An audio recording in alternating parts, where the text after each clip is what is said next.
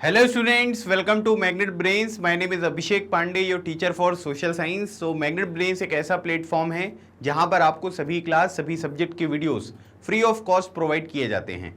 इसका मतलब ये हुआ कि कुछ वीडियोस देखने के बाद ना तो आपको कोई सब्सक्रिप्शन लेना है, ना ही कोई पैकेज परचेज करना है, because best quality content best teachers के साथ आपको फ्री ऑफ कॉस्ट यहाँ प्रोवाइड किया जाता है। आप मैग्नेट ब्रेन्स को फेसबुक पर, टेलीग्राम पर और इंस्टाग्राम पर भी फॉलो कर सकते हैं सो दैट कोई भी इंपॉर्टेंट अपडेट आप यहां पर मिस ना करें। सो आज मैं आप सभी के लिए एक नया सेशन यहां पर लेकर आया हूं और ये जो नया सेशन होगा ये सोशल साइंस का है और क्लास 8 की हिस्ट्री का जो डिस्कशन है वो आज हम यहाँ पर कंटिन्यू करेंगे। ठीक है, तो मैं आपको बहुत दिनों से जो है वो हिस्ट्री के सेशंस यहाँ पर प्रोवाइड कर रहा हूँ। ठीक है, total 9 chapters we have already completed and today we are going to discuss about chapter number 10 जिसका टाइटल है इंडिया आफ्टर इंडिपेंडेंस। ठीक है, तो इससे पहले वाले चैप्टर में अगर आपने वो वीडियो देखा होगा तो आपको ये पता होगा कि भाई 1947 में जो है वो भारत को आज़ादी मिल गई, लेकिन भारत की आज़ादी के साथ ही साथ भारत का बंटवारा भी हुआ और एक नई कंट्री का जो है वो उदय होता है। ठीक है, मतलब एक नई कंट्री निकलकर सामने आती है जिसका नाम है पाकिस्तान। लेकिन 1947 में जब हमको इंडिपेंडेंस यहाँ पर मिली तो ब्रिटिशर्स क्या है कि हमको तो ऐसे ही छोड़कर चले गए थे, है ना, क्योंकि उन्होंने क्या देखा कि भाई उनका बेनिफिट यहाँ पर किस तरीके से हो रहा था और अपने बेनिफिट के लिए वो काम कर रहे थे और किसी भी तरीके की जो डेवलपमेंट वाली चीज़ें होती हैं वो हमारे देश में आपको देखने को नहीं मिली, जिसकी वजह से सिचुएशन बहुत क्रिटिकल थी। तो उस टाइम पीरियड पर जो लीडरशिप थी उनके सामने एक चैलेंज यहाँ पर ये था कि भारत की यूनिटी को भी मेंटेन करके रखना है और साथ ही साथ जो डेवलपमेंट वाली चीज़ें हैं वो भी यहाँ पर हमको आगे बढ़ानी है ताकि देश का विकास भी हो सके और जो यूनिटी है उसको भी हम यहाँ पर बनाकर रख सकें। तो ऐसे क्या क्या चैलेंजेस यहाँ पर निकल कर आए और क्या क्या सॉल्यूशन जो है वो हमने इन चीज़ों का यहाँ पर प्राप्त किया, कॉन्स्टिट्यूएंट असेंबली ने यहाँ पर क्या इंपॉर्टेंट रोल किया, अलग अलग पर्सनालिटीज़ का यहाँ पर अलग अलग टॉपिक्स के ऊपर क्या क्या ओपिनियन था, है ना, क्या जो चीज़ें हमने 15 अगस्त 1947 को डिसाइड करी गई थी कि भाई ये सब चीज़ें हम आगे इस तरीके से जो है वो रिजॉल्व करेंगे, है ना, या लोगों को एम्पावर करेंगे, तो क्या हमने उन चीज़ों के ऊपर सही तरीके से काम किया या नहीं किया। यही सब चीज़ें जो है इंडिया आफ्टर इंडिपेंडेंस के इस चैप्टर में हमको यहाँ पर डिस्कस करना है। ये जो चैप्टर होगा ये कंप्लीट चैप्टर रिवीजन है। इसका मतलब ये है कि आपकी बुक में जितनी भी चीज़ें यहाँ पर लिखी हैं उन सब का मैं आपको एक्सप्लेनेशन यहाँ पर प्रोवाइड करूँगा ताकि आपको ज़्यादा से ज़्यादा चीज़ें जो है वो सीखने को मिले और आप अपने एग्जामिनेशन के लिए एक अच्छी अंडरस्टैंडिंग डेवलप करो। आपको क्वेश्चन आंसर के ऊपर फोकस नहीं करना है, हमें क्या करना है, मेनली जो बात करनी है वो अंडरस्टैंडिंग के ऊपर करनी है ताकि आपको पूरा चैप्टर समझ में आ जाए। एक बार चैप्टर अगर आपको समझ में आ जाएगा तो मैं आपको प्रॉमिस यहाँ पर कर रहा हूँ कि आपको क्वेश्चन आंसर को अटेम्प्ट करने में कोई दिक्कत यहाँ पर नहीं होने वाली है। इसलिए जब आप इस सेशन को देखें तो अपने साथ हिस्ट्री वाली जो बुक है उसको ओपन करके रखना और ये चैप्टर नंबर 10 है ना, मतलब जो सबसे आखिरी चैप्टर आपको देखने को मिलेगा हम इसको यहाँ पर डिस्कस करेंगे। तो इस चैप्टर को आप ओपन कर लीजिएगा ताकि आपको ज़्यादा से ज़्यादा चीज़ें यहाँ पर समझ में आए कि आपकी बुक में से कौन कौन सी चीज़ें हैं और कहाँ कहाँ से मैं आपको चीज़ें पढ़ा रहा हूँ। ठीक है, तो चलिए शुरू करते हैं भाई। सबसे पहले यहाँ पर थोड़ा सा इंट्रोडक्शन पार्ट आप यहाँ पर कह सकते हैं और यहाँ पर आपको ना एक हेडिंग भी देखने को मिलेगी जिसका नाम है a new and divided nation. ठीक है, मतलब कि एक नया नेशन था और डिवाइडेड नेशन आपको देखने को मिल रहा था, मतलब अलग अलग तरीके के डिवीज़न आपको देखने को मिल रहे थे। जैसे कुछ लोग गरीब थे, है ना, कुछ लोग अमीर थे, कुछ लोग अलग भाषाएं बोलते थे, है ना, उनका जो ड्रेस था, कल्चर था वो डिफरेंट यहाँ पर था। तो आप ये कह सकते हैं कि एक नई कंट्री 15 अगस्त 1947 को निकलकर सामने आई जिसमें अलग अलग तरीके के डिवीज़न भी आपको यहाँ पर देखने को मिलते थे। When India became independent in August 1947, it faced a series of very great challenges, मतलब कि काफ़ी सारे अलग अलग तरीके के जो चैलेंजेस हैं वो भारत ने यहाँ पर फेस किए, मतलब भारत के सामने जो है अलग अलग तरीके की कठिनाइयाँ, चुनौतियाँ जो हैं वो यहाँ पर आने लग गई। As the result of partition, 8 million refugee had come into the country from what was now Pakistan। मतलब कि क्या हुआ कि जब पार्टीशन यहाँ पर हुआ, जब भारत और पाकिस्तान का बंटवारा यहाँ पर हुआ, तब आप यहाँ पर ये कह सकते हैं कि 8 मिलियन जो रिफ्यूजीज़ हैं, रिफ्यूजीज़ का मतलब ये है कि उस टाइम पीरियड पर वायलेंस वगैरह बहुत ज़्यादा देखने को मिला। लोग अपना अपना घर छोड़कर जो है वो दूसरी कंट्री में यहाँ पर आए। भारत से कुछ लोग पाकिस्तान में गए, पाकिस्तान से कुछ लोग भारत में आपको आते हुए दिखाई दिए। तो करीब 8 मिलियन रिफ्यूजीज़ जो हैं वो हमारी कंट्री में आए, है ना। जो पहले क्या हो रहा था कि पहले एक रीजन था, ठीक है, जो पाकिस्तान में चला गया था, वहाँ पर भी कई सारी पॉपुलेशन जो है वो रह रही थी। तो भारत से कई लोग जो है वो पाकिस्तान में भी गए, है ना, और कई लोग जो है वो पाकिस्तान से भारत में आते हुए भी आपको दिखाई दिए। तो 1 मिलियन में होता है 10 लाख, मतलब करीब 80 लाख जो रिफ्यूजीज थी वो हमारी कंट्रीज में यहां पर आपको आती हुई दिखाई दी। These people had to be found homes and jobs. अब यहां पर क्या है कि पहले इनके जो घर वगैरह थे जहां पर ये नौकरी वगैरह करते थे वो आज के टाइम पीरियड पर कहां है, वो पाकिस्तान में है। तो जब वो चीजें पाकिस्तान में यहां पर अवेलेबल हैं तो आप सिंपली यहां पर ये कह सकते हैं कि भारत में जो है, ठीक है, उनको अपने नए घर भी बनाने पड़ेंगे और नई जॉब्स जो है वो भी यहां पर फाइंड आउट करनी पड़ेंगी, क्योंकि उनके पास ना तो रहने के लिए कोई जगह है और ना ही आप ये कह सकते हैं कि जॉब करने के कोई साधन आपके पास यहां पर अवेलेबल है। Then there was the problem of the princely states, almost 500 of them, each ruled by a Maharaja or a Nawab, each of whom had to be persuaded to join the new nation. अब एक बात ये ध्यान रखिएगा कि यहाँ पर क्या हुआ कि जब ब्रिटिशर्स ने हमको यहाँ पर आज़ादी दी है ना, तो कई सारे यहाँ पर क्या थे, प्रिंसली स्टेट्स थे। प्रिंसली स्टेट्स का मतलब यहाँ पर क्या है कि वहाँ पर जो राजा लोग थे उन्होंने अंग्रेजों की जो यहाँ पर पावर है उसको तो एक्सेप्ट कर लिया था, लेकिन अंग्रेजों ने उन्हें ऑटोनॉमी यहां पर दी थी कि भाई आप यहां पर रूल कर सकते हो। मतलब वहां पर आप ये कह सकते हैं कि राजा लोग थे, नवाब लोग थे, उनका रूल यहां पर चल रहा था। मतलब कि ब्रिटिशर्स जो है वो डायरेक्टली उन रीजन्स को यहां पर कंट्रोल नहीं कर रहे थे। जैसे अगर आप देखेंगे तो आपको हैदराबाद देखने को मिलेगा, है ना। जैसे आप देखेंगे तो जम्मू एंड कश्मीर वाला जो रीजन था, तो यहां पर क्या थे कि अलग अलग राजा जो है वो यहां पर रूल कर रहे थे। तो जब ब्रिटिशर्स ने यहां पर भारत को आज़ादी दी तो उस टाइम पीरियड पर उन्होंने प्रिंसली स्टेट्स के सामने जो है वो अलग अलग तरीके की यहाँ पर जो है ऑप्शंस यहाँ पर रखे। उन्होंने बोला कि भाई प्रिंसली स्टेट जो हैं अगर चाहे तो वो भारत में मिल सकते हैं, अगर वो चाहे तो पाकिस्तान में मिल सकते हैं, और अगर वो इंडिपेंडेंट यहाँ पर रहना चाहते हैं तो वो इंडिपेंडेंट भी यहाँ पर रह सकते हैं। तो भारत को जब आज़ादी यहाँ पर मिली तो करीब आप ये कह सकते हैं कि 500 जो थे वो प्रिंसली स्टेट्स आपको देखने को मिलते थे। और उनको परसुएड करना मतलब मनाना कि आप यहां पर क्या करो, भारत में जो है वो यहां पर मिल जाओ। तो ये भी एक चैलेंज यहां पर था कि भाई उनको यहां पर क्या करना पड़ेगा, हमको मनाना पड़ेगा ताकि वो भारत को यहां पर ज्वाइन करें। अगर वो पाकिस्तान में मिल जाते हैं तो भी सिचुएशन बड़ी खराब हो जाएगी, और अगर वो इंडिपेंडेंट भी रहते हैं तो भी आप जो भारत का आज के टाइम पीरियड पर मैप यहां पर देखते हो, है ना, वो मैप आपको देखने को नहीं मिलेगा। तो काफी सारे चैलेंजेस यहां पर थे। उसी में से एक ये भी चैलेंज था कि जो प्रिंसली स्टेट्स आपको देखने को मिलते थे उनका नंबर भी देखो 500 है। कुछ छोटी रियासतें थी, कुछ बड़ी रियासतें थी, लेकिन उनको परसुएड करने का जो काम था वो भी भारत के पास था कि भाई उनको मनाकर हम भारत में जो है वो यहां पर शामिल करेंगे। ठीक है।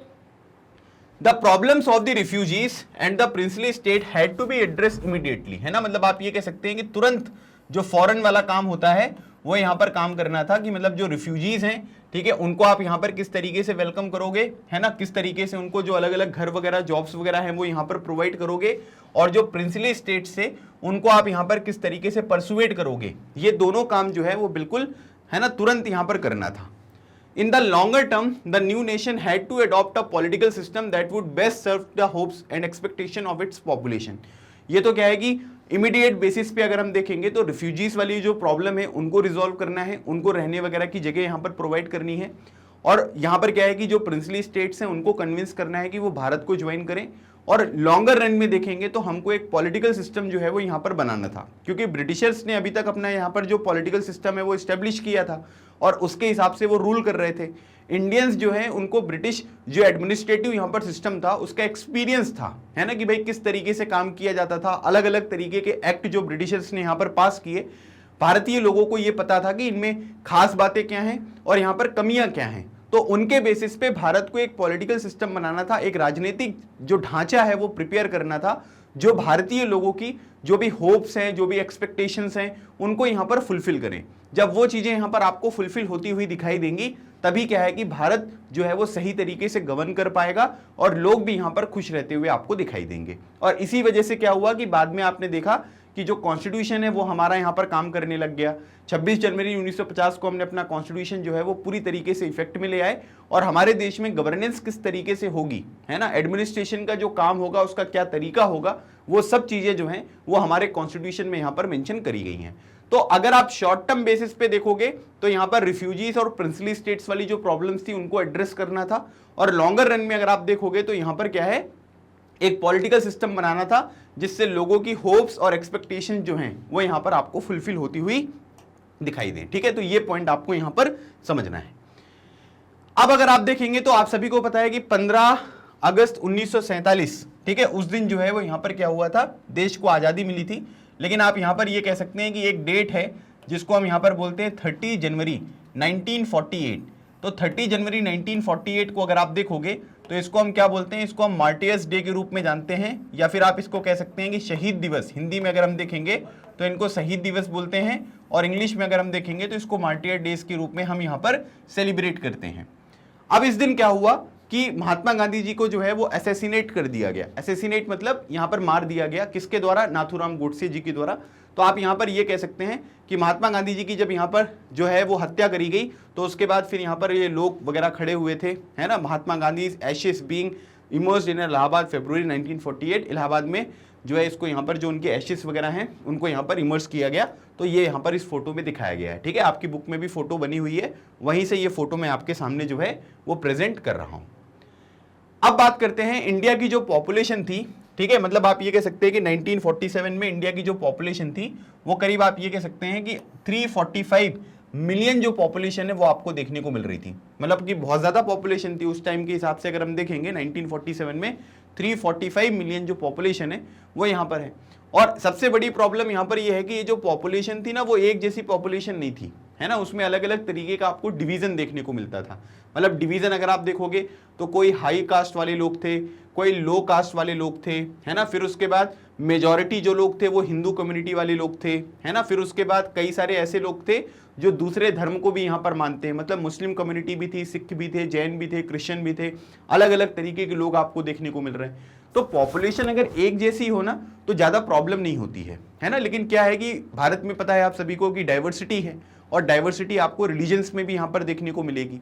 तो भारत में मेजॉरिटी तो हिंदू लोग थे, लेकिन जो दूसरे धर्म को मानते थे लोग, वो लोग भी यहाँ पर आपको बड़े स्केल पर देखने को मिलते थे। The citizen of this vast land spoke many different languages, है ना। कोई यहाँ पर तेलुगु बोल रहा है, कोई तमिल बोल रहा है, कोई मलयालम बोल रहा है ना, कोई पंजाबी बोल रहा है, कोई हरियाणवी बोल रहा है। तो अलग अलग भाषा बोलने वाले जो लोग थे वो भी आपको देखने को मिलेंगे। उनकी जो ड्रेस वगैरह थी वो भी अलग अलग तरीके की ड्रेस यहाँ पर पहनते थे, है ना। उनका जो फूड यहाँ पर था वो भी यहाँ पर अलग अलग था, है ना। कुछ लोग अलग तरीके का खाना खाते थे, कुछ लोग अलग तरीके का खाना खाते थे। और उसके बाद उनके जो प्रोफेशंस यहाँ पर थे, जो वो काम यहाँ पर करते थे, वो भी यहाँ पर अलग अलग थे। तो आप यहाँ पर ये कह सकते हैं कि मतलब भारतीय जो पॉलिटिकल लीडरशिप उस टाइम पीरियड पर थी, उनके सामने कितना डिफिकल्ट यहाँ पर काम था कि भाई यहाँ पर क्या करना है कि ये जो अलग अलग लोग हैं, है ना, इन सबको यहाँ पर यूनाइट रखना। क्योंकि उनकी लैंग्वेज भी अलग है, कल्चर भी अलग है, ड्रेस भी अलग है, फूड भी अलग है, उनके प्रोफेशंस भी अलग हैं, उनके धर्म भी अलग आपको देखने को मिल रहे हैं। लेकिन फिर भी हम उनको किस तरीके से यूनाइट रखेंगे, ये एक बहुत बड़ा चैलेंज था जो उस टाइम पीरियड पर निकलकर सामने आ रहा था। How could they be made to live together in one nation state, मतलब कि अगर हम इतने सारे लोगों में इतनी ज़्यादा डाइवर्सिटी यहाँ पर देखते हैं, इतने ज़्यादा हम डिवीज़न यहाँ पर देखते हैं, तो मतलब हम कैसे ये चीज़ यहाँ पर इंश्योर करेंगे कि भाई वो सभी लोग जो है एक नेशन में यहाँ पर रहते हुए दिखाई दे। मतलब इतने डिफरेंसेस यहाँ पर हैं, है ना, फिर भी हम कैसे इस बात को इंश्योर करेंगे कि वो सभी लोग जो है वो यहाँ पर क्या है कि एक कंट्री में एक साथ मिलजुल कर रहते हुए आपको दिखाई दे। To the problem of unity was added the problem of development, है ना। अब अगर मान लीजिए कि हम अगर यूनिटी को यहाँ पर मेंटेन करेंगे तो कहीं ना कहीं जो डेवलपमेंट वाली चीजें हैं उसको भी हम यहाँ पर इंश्योर कर पाएंगे, है ना। मतलब हमको दो चीजें करनी है। पहली बात क्या है कि भारत की जो उस टाइम पीरियड पर स्थिति थी वो काफ़ी गंभीर थी, है ना। मतलब डेवलपमेंट वगैरह के नाम पर यहाँ पर कुछ भी नहीं हुआ था। ब्रिटिशर्स केवल अपना बेनिफिट यहाँ पर चाहते थे, और इसी वजह से जो भी पॉलिसीज़ थी वो डायरेक्टली किसको एडवांटेज पहुँचाती थी, वो ब्रिटिशर को पहुँचाती थी। तो हमारे सामने कोई सिस्टम यहाँ पर डेवलप नहीं था, हमको डेवलप करना था। तो हमें यूनिटी भी बना के रखनी थी और हमको डेवलपमेंट के ऊपर भी फोकस करना था। तो दोनों चीज़ों के बीच में एक प्रॉपर बैलेंस बनाना जो है वो उस टाइम पीरियड पर एक बहुत बड़ा चैलेंजिंग टास्क था, जिसको हमारे लीडर्स ने यहाँ पर फेस किया। At independence the vast majority of Indians lived in the villages. जब भारत को यहाँ पर आज़ादी मिली तो ज़्यादातर जो लोग यहाँ पर थे वो कहाँ पर रहते थे, वो गाँव में रहते थे, है ना। क्यों? क्योंकि उतना ज़्यादा डेवलपमेंट हुआ नहीं था, तो शहरों का विकास भी आपको देखने को नहीं मिला। और इसी वजह से आप ये कह सकते हैं कि भारत जो है वो ज़्यादातर लोग कहाँ पर थे, वो गाँव में आपको रहते हुए दिखाई देते थे। Farmers and peasants dependent on the monsoon for their survival, है ना। मतलब उस टाइम पीरियड पर इरिगेशन सिस्टम वगैरह भी उतना ज़्यादा डेवलप नहीं था। आज के टाइम पीरियड पर भी अगर हम बात करेंगे तो इरिगेशन सिस्टम डेवलप करने के लिए सरकार जो है वो लगातार काम कर रही है। बहुत सारे खेतों को उन्होंने यहाँ पर पानी पहुँचा दिया है, लेकिन अभी भी हमको यहाँ पर बहुत सारा काम करने की ज़रूरत है। तो 1947 में जो फार्मर्स थे, जो पीजेंट्स आपको देखने को मिलेंगे, जो एग्रीकल्चर एक्टिविटीज़ में यहाँ पर इन्वॉल्व थे, वो लोगों का जो पूरा का पूरा खेती होता था वो किसके ऊपर डिपेंड करता था, वो मॉनसून के ऊपर डिपेंड करता था, है ना, कि अगर बारिश अच्छी हो जाएगी तो यहाँ पर क्या होगा कि खेती जो है वो अच्छी होगी, अगर मॉनसून नहीं आएगा तो फिर यहाँ पर क्या है कि जो भी एग्रीकल्चर प्रोड्यूस होते थे उनकी वैल्यू यहाँ पर कम हो जाती थी, जिसकी वजह से काफी सारी प्रॉब्लम्स आपको यहाँ पर देखने को मिल रही थी।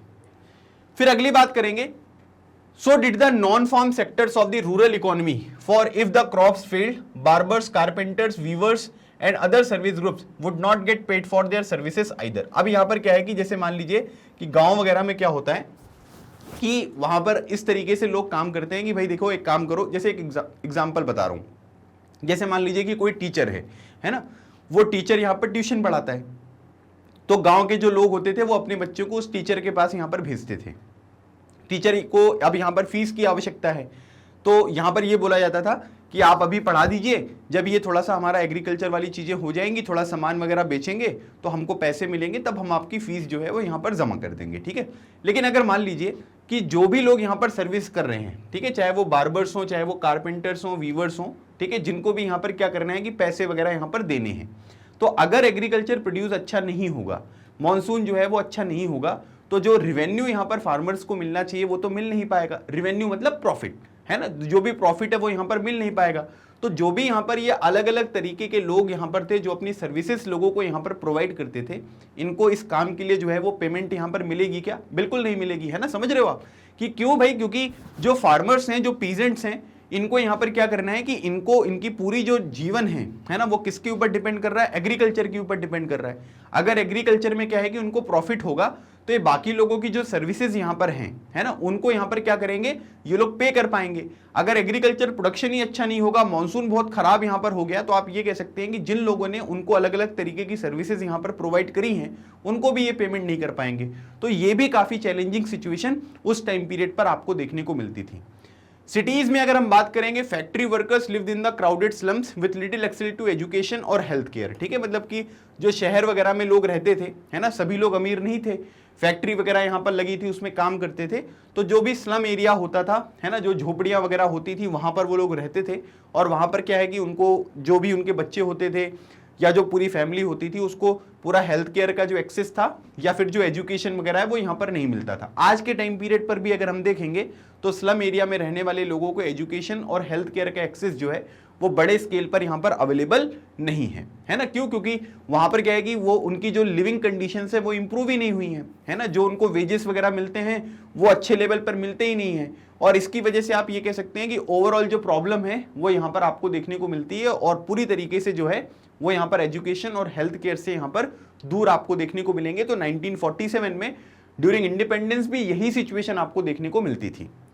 Clearly, the new nation had to lift its masses out of poverty by increasing the productivity of agriculture and by promoting new job creating industries। तो अब यहाँ पर क्या है कि जो लीडरशिप आपको देखने को मिल रहा है, उसके पास यहाँ पर ये रिस्पॉन्सिबिलिटी थी, है ना, ये वो लोग फोकस कर रहे थे कि भाई हम यहाँ पर क्या करेंगे कि जो हमारे लोग हैं, जो भारतीय लोग हैं, जो मासेस आपको देखने को मिल रहे हैं, उनको हम क्या करेंगे, जो गरीबी में यहाँ पर फंसे हुए हैं उससे यहाँ पर उनको बाहर निकालेंगे।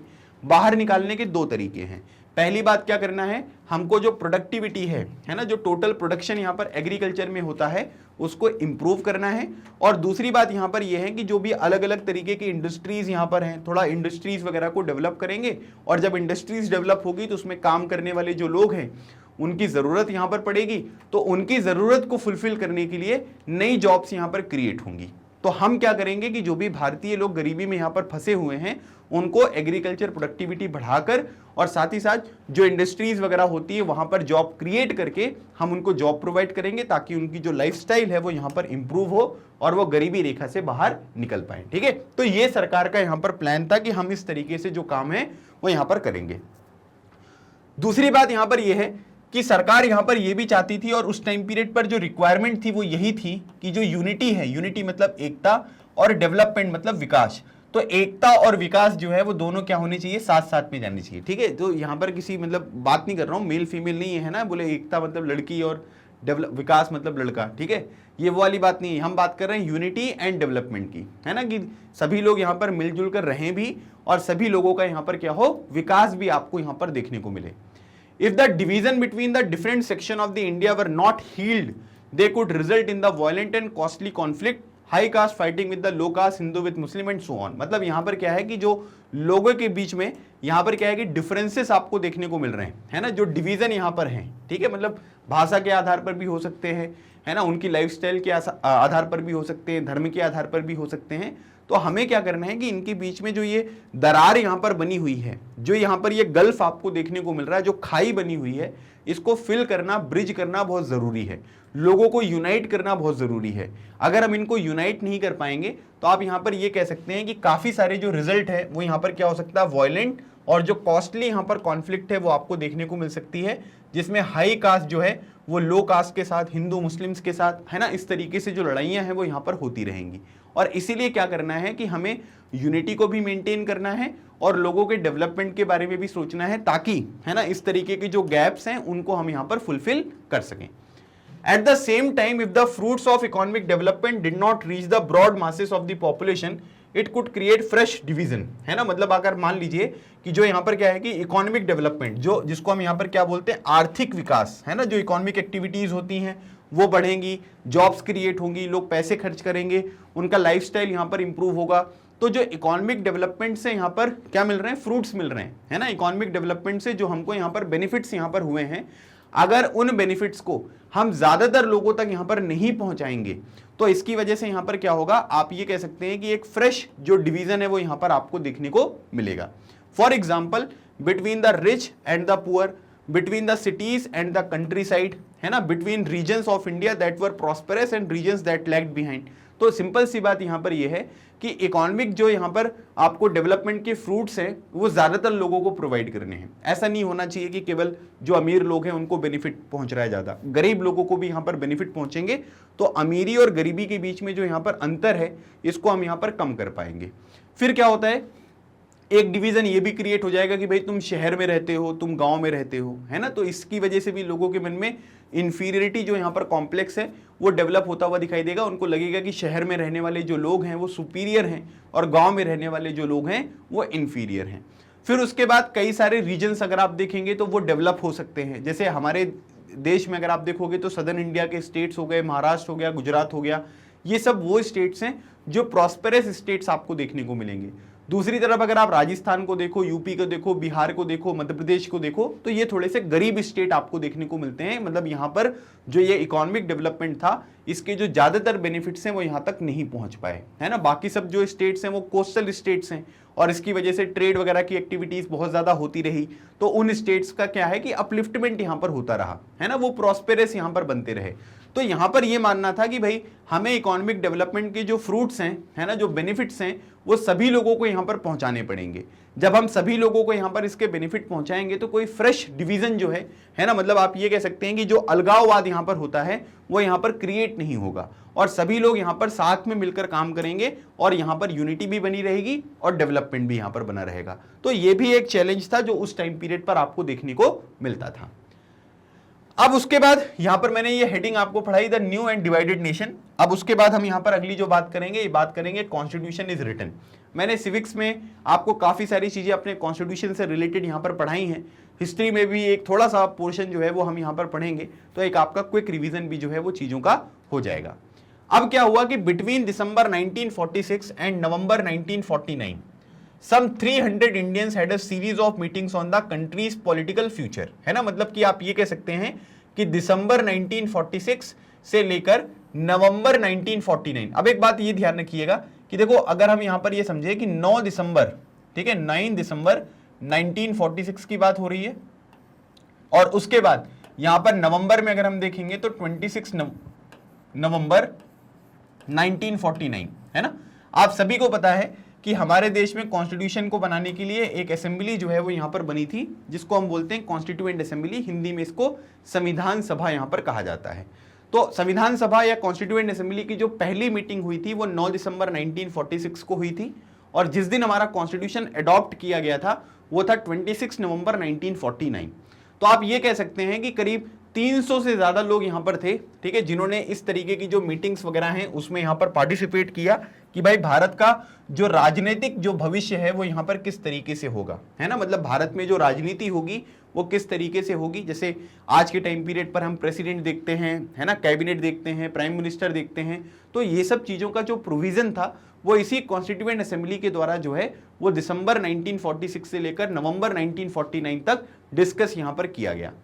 The meetings of this Constituent Assembly were held in New Delhi, but the participant came from all over India and from different political parties. इनकी जो मीटिंग्स होती थी वो न्यू दिल्ली में यहाँ पर होती थी, लेकिन आप यहाँ पर ये कह सकते हैं कि ये जो मीटिंग्स थी इसमें अलग अलग रीजन्स, अलग अलग स्टेट के लोग यहाँ पर आते थे और साथ ही साथ अलग अलग पॉलिटिकल विचारधारा के लोग, अलग अलग पॉलिटिकल पार्टीज के लोग यहाँ पर होते थे जिन्होंने इसमें यहाँ पर पार्टिसिपेट किया था।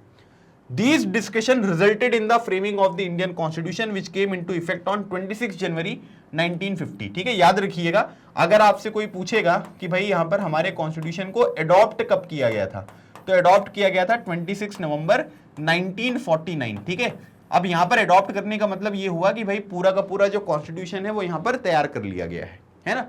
26 जनवरी तक का हमने क्यों इंतजार किया था, क्योंकि इससे पहले वाले चैप्टर में भी मैंने आपको बताया था 1929 का लाहौर जो यहाँ पर कांग्रेस का सेशन हुआ था, जिसकी अध्यक्षता किसने करी थी, जिसके प्रेसिडेंट कौन थे, पंडित जवाहरलाल नेहरू। तो उस दिन यहाँ पर ये डिसाइड किया गया था कि हर साल 26 जनवरी को कंप्लीट इंडिपेंडेंस डे जो है वो हम यहाँ पर सेलिब्रेट करेंगे। तो 26 जनवरी जो है ना उसकी इंपॉर्टेंस बहुत ज्यादा थी और इसी वजह से क्या हुआ कि अडॉप्ट तो हमने 26 नवंबर 1949 में किया था, लेकिन अगर बात करेंगे कि पूरी तरीके से ये कब प्रभावी हुआ, इफेक्ट मतलब प्रभावी, तो कब हुआ था, ये 26 जनवरी 1950 को हुआ था, जिसको हम यहाँ पर हमारे देश में गणतंत्र दिवस के रूप में सेलिब्रेट करते हैं, इंग्लिश में जिसे हम रिपब्लिक डे के नाम से जानते हैं। ठीक है, तो ये चीज आपको ध्यान रखना है, कॉन्स्टिट्यूएंट असेंबली का बहुत इंपॉर्टेंट रोल था।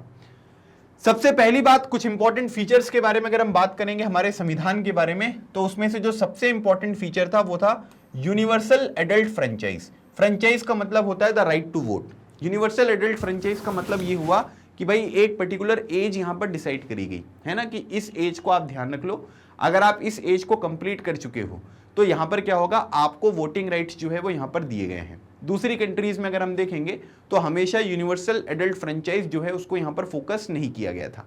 पहले कुछ लोगों को वोटिंग राइट्स दिए गए थे, लेकिन प्यारे भारत की जो सबसे प्यारी बात है वो यही है कि भाई भारत में बिना किसी धर्म के, जाति के, है ना, या फिर कोई यहाँ पर आप मेल हो फीमेल हो, इसमें कोई डिस्क्रिमिनेशन नहीं था। जब से हमारा संविधान लागू यहाँ पर हुआ है, एक पर्टिकुलर एज अगर आप फुलफिल करते हो तो सभी लोगों को वोटिंग राइट्स यहाँ पर दिए गए हैं और सभी लोगों को ही वोटिंग राइट्स जो यहाँ पर दिए गए उसको बोलते हैं यूनिवर्सल एडल्ट फ्रेंचाइज। दूसरी बात, जब अगर हम स्टार्टिंग में कॉन्स्टिट्यूशन के बारे में बात करेंगे तो पहले जो एज थी वो कितनी थी, वो 21 साल की एज थी, है ना, कि मतलब अगर आपकी एज 21 साल यहाँ पर कंप्लीट हो गई है तो जो नेशनल लेवल पर इलेक्शंस होते हैं और जो स्टेट लेवल पर इलेक्शंस होते हैं उसमें आप यहाँ पर क्या कर सकते हो कि वोट डाल सकते हो। ठीक है, मतलब पहले कितनी है 21, तो आपको लग रहा होगा कि सर अभी तो 18 है, लेकिन है ना, तो ये कब चेंज हुआ, तो याद रखिएगा, आप सभी को पता होना चाहिए कि हमारे देश में कॉन्स्टिट्यूशन में जो है वो हम अमेंडमेंट करते हैं। तो 61st जो 61वां संविधान संशोधन था, जिसको हम 61st कॉन्स्टिट्यूशनल अमेंडमेंट एक्ट कहते हैं, जो कब हुआ था 1989 में। इस टाइम पीरियड पर हमारे देश के जो प्रधानमंत्री जी थे उनका नाम क्या था, श्री राजीव गांधी जी। उन्होंने यहाँ पर क्या किया था कि ये 18 साल जो एज है वो 21 साल से यहाँ पर कर दी थी और तब से मान सकते हैं कि 18 साल अगर आपकी एज हो गई है या उसके ऊपर हो तो केंद्र स्तर पर और राज्य स्तर पर, स्टेट लेवल और सेंट्रल लेवल पर जो भी इलेक्शंस होते हैं उसमें आप अपना पार्टिसिपेशन जो है वो यहाँ पर दिखा सकते हो। ठीक है, इस तरीके की जो रिक्वायरमेंट है वो यहाँ पर अमेंडमेंट के थ्रू यहाँ पर की गई, जो कि एडिशनल इन्फॉर्मेशन है, आपकी बुक में यहाँ पर नहीं दिया गया है, तो इसलिए आपको उस पॉइंट को भी ध्यान रखना है। ठीक है, समझ में आ गया। तो पहले जो एज थी वो कितनी थी, वो 21 ईयर्स की थी। This was a revolutionary step for never before had Indians been allowed to choose their own leaders. मतलब कि ये क्या है कि ये क्रांतिकारी जो है वो यहाँ पर कदम था।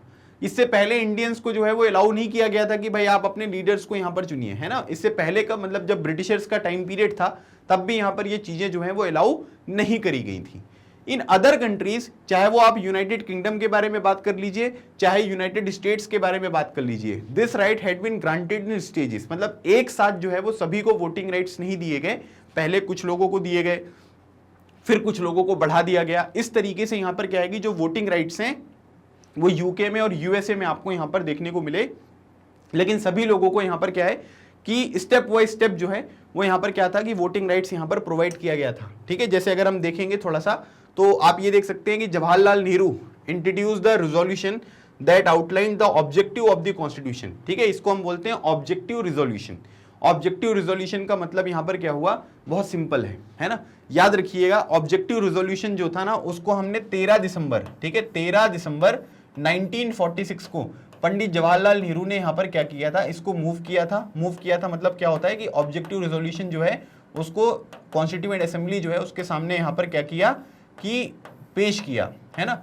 और उसमें यहां पर ये बताया कि भाई हमारा कॉन्स्टिट्यूशन जो है वो किन किन चीजों को ध्यान में रखते हुए यहां पर बनाया जाएगा। तो याद रखना, ऑब्जेक्टिव रिजोल्यूशन जो पेश करने वाले थे वो कौन थे, वो पंडित जवाहरलाल नेहरू आपको यहां पर देखने को मिलेंगे, और 13 तारीख को यहां पर ये पेश किया गया था। अब अगर हम यूएसए और यूके के बारे में बात करेंगे तो यहां पर बोला जा रहा है कि first only man of property had to vote, है ना। मतलब यूएसए और यूके में पहले जिसके पास यहां पर क्या होता था, प्रॉपर्टी होती थी, और दूसरा क्या है कि वो मेल होते थे, है ना, कि मतलब वो इंसान में भी कौन से लोग, मेल लोग, ठीक है। मेन जो है जिनके पास प्रॉपर्टी है केवल उन्हीं को जो है वो वोटिंग राइट्स यहां पर दिए गए थे, ठीक है। सभी लोगों को वोटिंग राइट्स यहां पर प्रोवाइड नहीं किया गया। Then men who were educated were also added on, है ना। बाद में क्या हुआ कि कुछ मेन जो हैं, ठीक है, जो यहां पर क्या है कि एजुकेटेड आपको देखने को मिले, उनको भी यहां पर ऐड कर दिया गया कि भाई इनको भी वोटिंग राइट्स यहां पर प्रोवाइड करनी चाहिए। Working class main get the vote only after a long struggle, ठीक है। वर्किंग क्लास मतलब जो लोग यहाँ पर काम वगैरह करते हैं, ठीक है, तो उनको यहाँ पर क्या है, वो अभी भी मेन की बात यहाँ पर हो रही है, ठीक है, तो उनको भी काफी स्ट्रगल के बाद जो है वो वोटिंग राइट्स दिए गए। Finally after a bitter struggle of their own, American and British women were granted the vote. मतलब कि यूएसए और यूके जो कि आज के टाइम पीरियड पर इतनी डेवलप्ड कंट्री हैं, वहां पर भी अगर हम देखेंगे तो जो फीमेल्स हैं उनको जो वोटिंग राइट्स यहाँ पर प्रोवाइड किए गए, उसके लिए उनको काफी स्ट्रगल करनी पड़ी, तब कहीं जाकर उनको ये वोटिंग राइट्स यहाँ पर मिले हैं, है ना। तो ये चीज भी आपको यहाँ पर समझना है। लेकिन प्यारा भारत जो यहाँ पर इंडिपेंडेंट होते हुए अगर आप देखोगे तो जैसे उसको इंडिपेंडेंस मिली, उसने मेल फीमेल सभी लोगों को जो वोटिंग राइट्स हैं वो एक एज यहाँ पर डिसाइड कर दी गई, और उसके बेसिस पे यहाँ पर क्या है कि सभी लोगों को वोटिंग राइट्स यहाँ पर दिए गए। आपके लिए क्वेश्चन मैं यहाँ पर लिख रहा हूँ, ठीक है, मैंने आपको जो है वो सिविक्स में पढ़ाया भी हुआ है। आपको मुझे ये बताना है कि फर्स्ट कंट्री, है ना, पहली कंट्री वो कौन सी थी, फर्स्ट कंट्री जिसने यहाँ पर क्या किया था कि जो वुमेन है ना, उनको यहाँ पर वोटिंग राइट्स दिए थे, है ना। मतलब कि जो वुमेन हैं, जो महिलाएं हैं, उनको वोटिंग राइट्स देने वाली जो कंट्री है वो पहली कंट्री यहाँ पर कौन सी आपको देखने को मिलेगी, इसका आंसर आपको बताना है, ठीक है। अच्छा, मैं एक मदद ये कर देता हूं आपकी कि भाई भारत इस क्वेश्चन का आंसर नहीं होगा, है ना, कि आप यहां पर भारत बोल दोगे, ठीक है। सबसे पहले वो कौन सी कंट्री थी जिसने महिलाओं को वोटिंग राइट्स यहां पर दिए थे कि वो लोग यहां पर क्या कर सकती हैं कि वोट डाल सकती हैं, ठीक है। इसका आंसर आपको मुझे कॉमेंट सेक्शन में बताना है। On the other hand, soon after independence, India chose to grant this right to all its citizens, regardless of gender, class और education, ठीक है। लेकिन जैसे इंडिपेंडेंस यहाँ पर मिली, भारत ने ये डिसाइड किया कि जितने भी इनके सिटीजन्स हैं जिनकी 21 साल यहाँ पर उम्र कंप्लीट हो चुकी है या उससे ज़्यादा है, तो उन लोगों को ना तो कोई सी बेसिस पे, जेंडर के बेसिस पे, क्लास के बेसिस पे या एजुकेशन के बेसिस पे कोई डिस्क्रिमिनेशन जो है वो यहाँ पर नहीं किया जाएगा, और उन सभी लोगों को जो वोटिंग राइट्स है वो यहाँ पर प्रोवाइड कर दिए गए, ठीक है। तो भारत में इस तरीके का जो स्टेप बाय स्टेप ये चीजें यूएसए यूके में हुई ना, भारत में ऐसा नहीं हुआ। भारत को जैसे इंडिपेंडेंस मिली, जैसे कॉन्स्टिट्यूशन यहां पर लिखा गया, सभी लोगों को यहां पर क्या है कि वोटिंग राइट्स यहां पर प्रोवाइड कर दिए गए। दूसरा जो इंपॉर्टेंट फीचर हमारे कॉन्स्टिट्यूशन का देखेंगे, उसमें बोला गया है कि guaranteed equality before the law to all citizens regardless of their caste और रिलीजन एफिलिएशन, है ना। मतलब वो कौन सी एफिलिएशन, मतलब कौन सी जाति को बिलोंग करते हैं, कौन सी जाति से एफिलिएटेड हैं, कौन से धर्म से एफिलिएटेड हैं, इससे कोई मतलब यहाँ पर कोई दिक्कत नहीं है ना। मतलब आप किसी भी जाति के हो, किसी भी धर्म के हो, आप कानून की नज़र में क्या है, सब लोग यहाँ पर बराबर हैं। बोला क्या जा रहा है, इक्वलिटी बिफोर द लॉ, है ना। जैसे ये वाला concept equality before the law जो है ये हमने ब्रिटेन से यहाँ पर लिया है। और एक और चीज़ होती है जिसको बोलते हैं equal protection of the law, है ना। तो इक्वल प्रोटेक्शन वाला जो कॉन्सेप्ट है वो हमने यूएसए से लिया है, ठीक है। तो यहाँ पर बोला जा रहा है कि भाई कानून की नज़र में क्या है कि सभी लोग बराबर हैं, चाहे वो किसी भी जाति के हो, धर्म के हो, मेल हो, फीमेल हो, उनका जन्म कहीं पर भी हुआ हो, कोई फर्क इससे नहीं पड़ता है। There were some Indians who wished that the political system of the new nation be based on the Hindu idols and that Hindu itself be run as a Hindu state। मतलब आप ये कह सकते हैं कि यहाँ पर कुछ लोग ये कहते थे कि जैसे पाकिस्तान उन्होंने देखा है ना, पाकिस्तान क्या है कि रिलीजन के बेसिस पे यहाँ पर एक कंट्री बनाई गई है ना, जिसका नाम है पाकिस्तान। वहाँ पर मुस्लिम कम्युनिटी आपको देखने को मिल रहा है, वहाँ का ऑफिशियल जो रिलीजन है वो भी आपको देखने को मिलेगा कि वो इस्लाम है। लेकिन हमारे देश का तो कोई भी ऑफिशियल रिलीजन नहीं है ना, क्योंकि हमारे देश में हिंदू भी हैं, मुस्लिम भी हैं, सिख भी हैं, ईसाई भी हैं, जैन भी हैं, बौद्ध भी हैं, सब तरीके के लोग यहाँ पर रहते हैं। तो कुछ लोगों का मानना यहाँ पर यह था कि जो हिंदू विचारधारा है उसके बेसिस पे भारत जो है वो यहाँ पर आगे बढ़ना चाहिए। और दूसरी बात यहाँ पर बोला जा रहा है कि India itself be run as a Hindu state, मतलब इंडिया जो है वो यहाँ पर क्या होना चाहिए, एक हिंदू स्टेट की तरह यहाँ पर आगे बढ़ना चाहिए। मतलब एक पर्टिकुलर कम्युनिटी के बेसिस पे जो है वो हमारा देश यहाँ पर आगे बढ़े, उसका विकास हो, ये कुछ लोगों का यहाँ पर मानना था। They pointed to the example of Pakistan, a country created explicitly is to protect further the interest of particular religious community the Muslims. ठीक है, मतलब कि कुछ लोग यहाँ पर क्या बोलते थे कि पाकिस्तान का एग्जाम्पल देख लीजिए, है ना, पाकिस्तान में क्या किया गया है, जो मुस्लिम लोग हैं, है ना, उनको यहाँ पर प्रोटेक्ट करने के लिए, है ना, उनके इंटरेस्ट को जो है वो कंजर्व करने के लिए यहाँ पर क्या किया गया है, देश बनाया गया है। तो उसी तरीके से जो हिंदू लोग हैं उनके यहाँ पर जो इंटरेस्ट होते हैं, जो फ्यूचर वगैरह उनका होगा, उसको प्रोटेक्ट करने के लिए हमें क्या करना चाहिए, हमारा देश जो है वो हिंदू विचारधारा पर यहाँ पर आगे बढ़ाना चाहिए। ये कुछ लोगों का मानना यहाँ पर था। और वो लोग क्या कर रहे थे कि पाकिस्तान का एग्जाम्पल दे रहे थे कि देखो पाकिस्तान भी सेम लाइन पर यहाँ पर आगे बढ़ रहा है और हमें भी क्या करना चाहिए कि सेम तरीके से जो है वो आगे यहाँ पर बढ़ना चाहिए। ठीक है, तो इस तरीके से डिस्कशन यहाँ पर हो रहे थे। लेकिन भारत के पहले प्रधानमंत्री श्री जवाहरलाल नेहरू जी का कहना था, was the opinion that India could not and must not become Hindu Pakistan. ठीक है, मतलब कि जैसे पाकिस्तान में कौन रह रहे हैं, पाकिस्तान में जो है वो यहाँ पर मुस्लिम कम्युनिटी यहाँ पर रह रही है, वहाँ पर कुछ हिंदूज हैं, दूसरे भी धर्म के लोग रहते हैं, लेकिन मेजॉरिटी जो है वो यहाँ पर देखेंगे कि तो वहाँ पर मुस्लिम्स हैं। लेकिन उनका कहना यह था कि भारत को ना हम हिंदू पाकिस्तान नहीं बना सकते, है ना, कि जैसे पाकिस्तान में मुस्लिम पॉपुलेशन है मेजॉरिटी, और इंडिया में क्या है कि इंडिया में हिंदू पॉपुलेशन जो है वो मेजॉरिटी है, तो हम भारत को हिंदू पाकिस्तान नहीं कर सकते। जैसे पाकिस्तान क्या मुस्लिम पाकिस्तान, वैसे इंडिया क्या बन जाएगा, हिंदू पाकिस्तान बन जाएगा। तो जवाहरलाल नेहरू जी का मानना यहाँ पर यह था। बिसाइड मुस्लिम्स, इंडिया में बहुत सारी पॉपुलेशन जो थे वो यहाँ पर सिख के भी थे, क्रिश्चियन के भी थे, और यहाँ पर पारसीज भी आपको देखने को मिलेंगे, जैन्स भी यहाँ पर आपको देखने को मिलेंगे। तो काफी सारे लोग यहाँ पर थे। तो केवल हिंदू मुस्लिम के बारे में डिस्कशन करेंगे ऐसा तो है नहीं, है ना, बाकी धर्म के लोग भी हैं, उनके बारे में भी हमको यहाँ पर सोचना पड़ेगा। और इसीलिए भारत ने डिसाइड किया कि हम एक सेकुलर कंट्री रहेंगे। भारत का कोई ऑफिशियल रिलीजन नहीं है। जैसे अगर आप पाकिस्तान का देखेंगे तो वहाँ का जो इस्लाम है वो यहाँ पर ऑफिशियल रिलीजन है, लेकिन आप ये कह सकते हैं कि भारत का कोई ऑफिशियल रिलीजन नहीं है। सभी धर्म के लोग यहाँ पर शांतिपूर्ण तरीके से जो है वो अपना जीवन यहाँ पर जी सकते हैं। Under the new constitution they would have the same right as Hindus, the same opportunities when it come to seeking jobs in government और the private sector, the same right before the law। मतलब आप ये कह सकते हैं कि जो दूसरे धर्म के लोग हैं, जो मुस्लिम्स भी आपको यहाँ पर देखने को मिलेंगे, सब लोगों को यहाँ पर क्या है कि सेम राइट्स हैं। मतलब कि जो हिंदू के पास राइट्स हैं वही राइट जो है वो मुस्लिम के पास भी हैं, सिख के पास भी हैं, क्रिश्चियंस के पास भी हैं, जैन, बौद्ध, सब लोगों के पास सेम तरीके के राइट्स हैं। अगर मान लीजिए कि कोई जॉब वगैरह उनको यहाँ पर चाहिए गवर्नमेंट में, है ना, जो पब्लिक जॉब्स होती हैं, तो उनके पास सेम अपॉर्चुनिटी है। प्राइवेट सेक्टर में भी यहाँ पर सेम तरीके की जॉब आपको देखने को मिलेगी। सभी लोग जॉब कर सकते हैं, हर धर्म के लोग प्राइवेट सेक्टर में भी जॉब कर रहे हैं। और यहाँ पर क्या है कि same rights before the law, मतलब कि कानून के सामने जो है वो सेम तरीके के जो अधिकार हैं वो आपको यहाँ पर देखने को मिलते हैं। मतलब कि सेम तरीके के अधिकार यहाँ पर दिए गए हैं।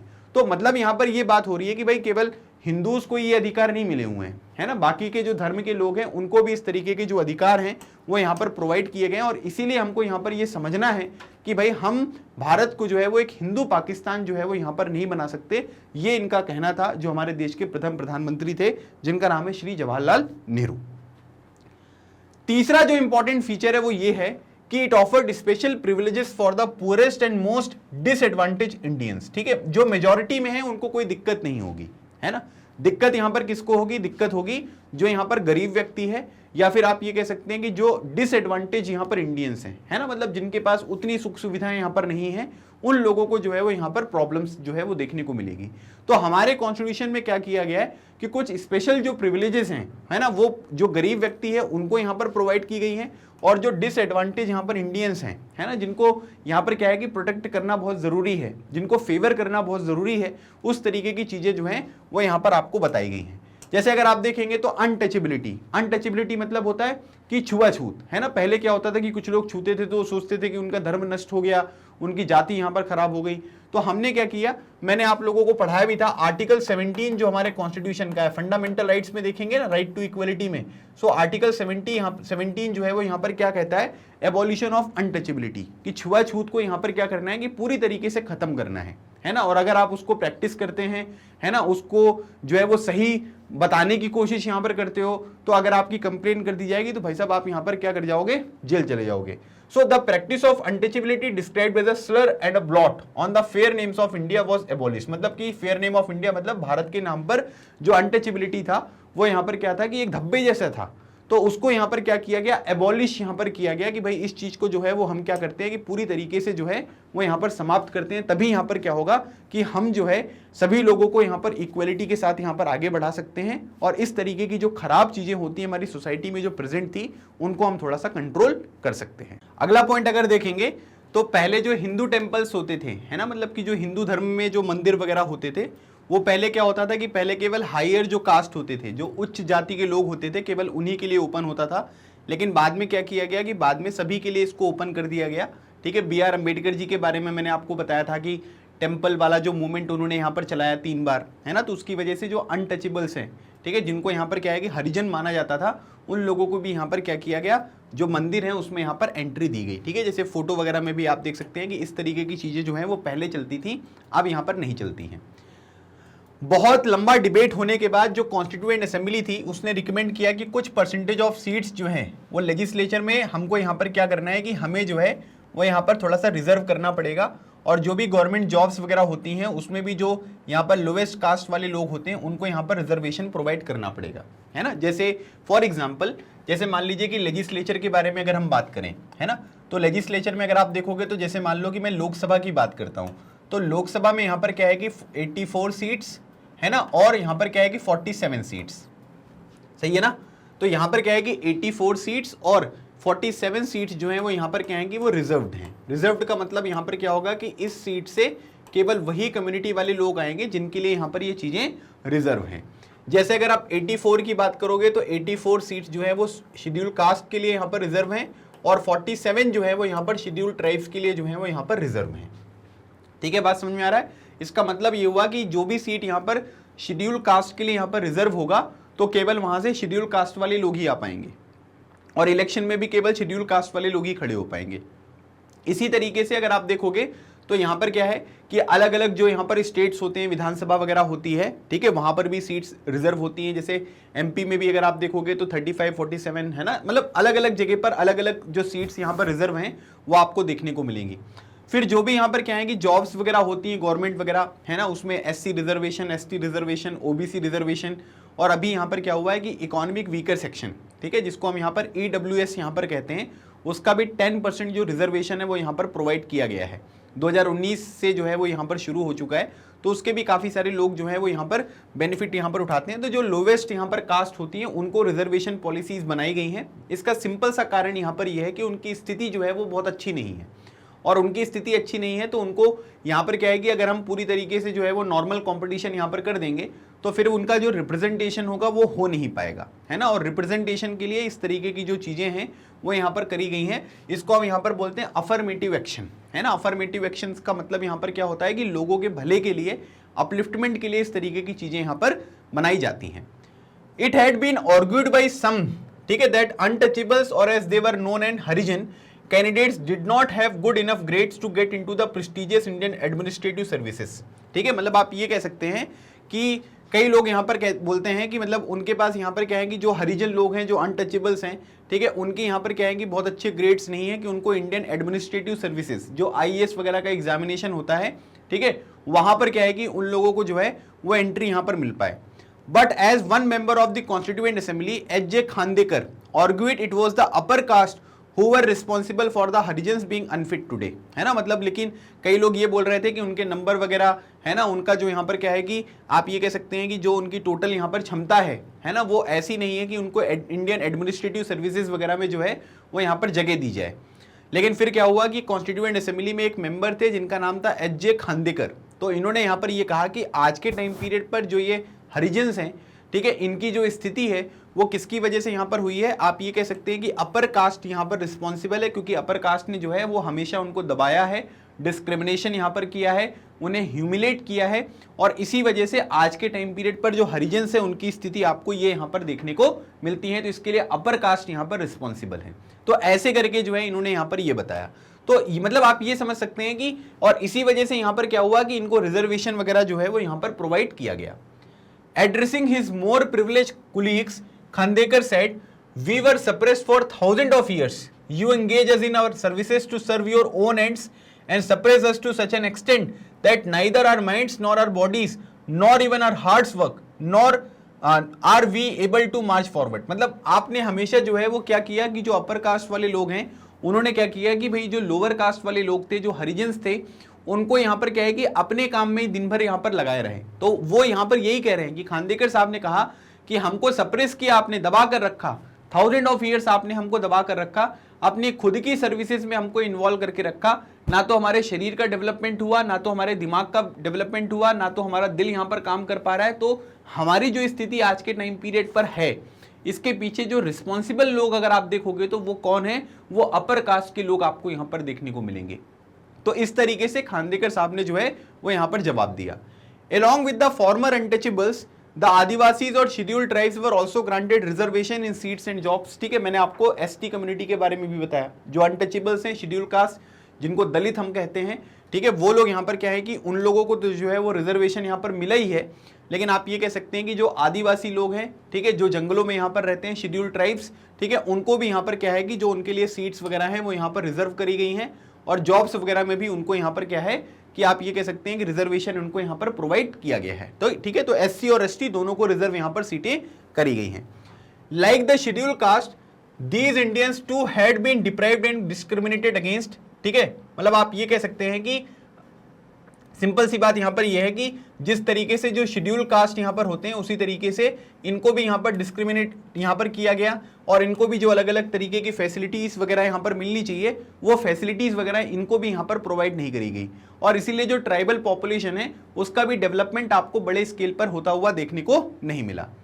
The tribals had been deprived of modern health, care and education, while their lands and forests had been taken away by more powerful outsider। ठीक है, मतलब सिंपल सी बात है कि जो हेल्थ वगैरह की फैसिलिटी उनको मिलनी चाहिए, जो एजुकेशन की फैसिलिटीज उनको मिलनी चाहिए, वो भी आपने नहीं दी। और साथ ही साथ जो भी यहाँ पर इनका ज़मीन थी, जो फॉरेस्ट वगैरह थी, तो है ना, आपने वो ट्राइबल वगैरह के बारे में मैंने आपको बताया था ना कि लोग आते थे, है ना, माइनिंग वगैरह करने के लिए, इंडस्ट्रीज वगैरह को इस्टेब्लिश करने के लिए, इनकी ज़मीनें वगैरह जो है वो यहाँ पर छीन ली जाती थी। तो काफ़ी सारी चीज़ें हमने ऑलरेडी यहाँ पर पढ़ी हुई हैं। तो इसीलिए आउटसाइडर्स जो हैं, जैसे डिकूज वाला एक चैप्टर मैंने आपको पढ़ाया था ना, तो वो आउटसाइडर आए और इन्होंने यहाँ पर क्या किया कि इनकी ज़मीन वगैरह, फॉरेस्ट वगैरह में जाना इनका बंद कर दिया, जिसकी वजह से इनकी लाइफस्टाइल जो है वो बहुत ज़्यादा आपको डिग्रेड होती हुई यहाँ पर दिखाई दी।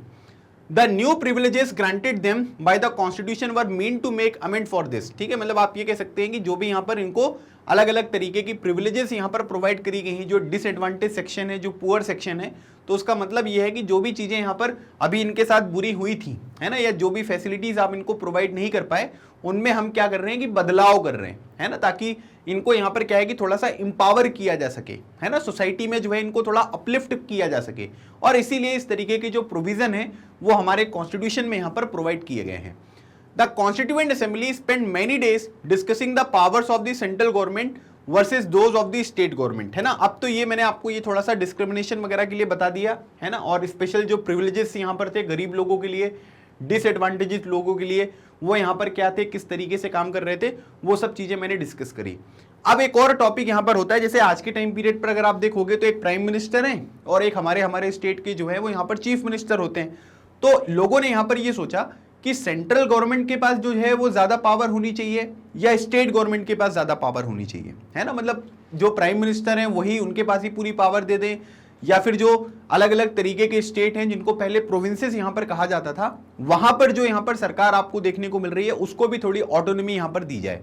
मतलब आप ये कह सकते हैं कि थोड़ी लिबर्टी यहाँ पर दे ताकि वो चीज़ों को सही तरीके से जो है वो यहाँ पर टैकल कर सकें। तो काफ़ी सारा जो डिस्कशन है वो कॉन्स्टिट्यूएंट असेंबली में यहाँ पर हुआ कि central government versus those of the state government की जो पावर्स हैं उनके ऊपर हम किस तरीके से यहाँ पर डिस्कशन करें, ये चीज़ यहाँ पर बताई गई। Some members thought that the center's interest should be foremost। मतलब आप ये कह सकते हैं कि कुछ लोगों का मानना ये था कि जो सेंटर का इंटरेस्ट है या सेंट्रल गवर्नमेंट की जो पावर है वो सबसे ज्यादा यहाँ पर होनी चाहिए, है ना। तो हर तरीके के लोग आपको देखने को मिलेंगे। कुछ बोलेंगे कि सेंटर वाली पावर ज्यादा होनी चाहिए, कुछ बोलेंगे कि स्टेट को ऑटोनॉमी यहाँ पर देनी चाहिए। ऑटोनॉमी मतलब फ्रीडम देनी चाहिए, ठीक है। Only a strong centre, it was argued, would be in a position to think and plan for the well being of the country as a whole. मतलब जो लोग यहाँ पर सेंटर के इंटरेस्ट को यहाँ पर फोरमोस्ट बोलते थे, वो यहाँ पर ये कहते थे कि अगर एक स्ट्रॉन्ग सेंटर होगा, मतलब ज्यादा पावर जो है वो सेंटर के पास देखने को मिलेगी, तो पूरे देश के भले के लिए जो है वो यहाँ पर क्या होगा कि सेंटर जो है वो यहाँ पर सोच पाएगा, है ना, कि भाई पूरे कंट्री का बेनिफिट जो है वो कैसे हो सकता है। अगर सेंट्रल लेवल पर बैठे हुए लोग ये चीज यहाँ पर डिसाइड करेंगे तो वो ज्यादा अच्छी तरीके से होगा। Other members fail that provinces should have greater autonomy and freedom, है ना। कुछ लोग ऐसे थे जो यहाँ पर ये मानते थे कि भाई जो स्टेट है ना, जिसको पहले प्रोविंसेस यहाँ पर कहा जाता था, उनके पास ज्यादा ऑटोनॉमी होनी चाहिए। ऑटोनॉमी को हिंदी में बोलते हैं स्वायत्तता, है ना, मतलब कि हमारे पास जो है वो पावर होनी चाहिए और उनके पास जो है वो आजादी यहाँ पर होनी चाहिए।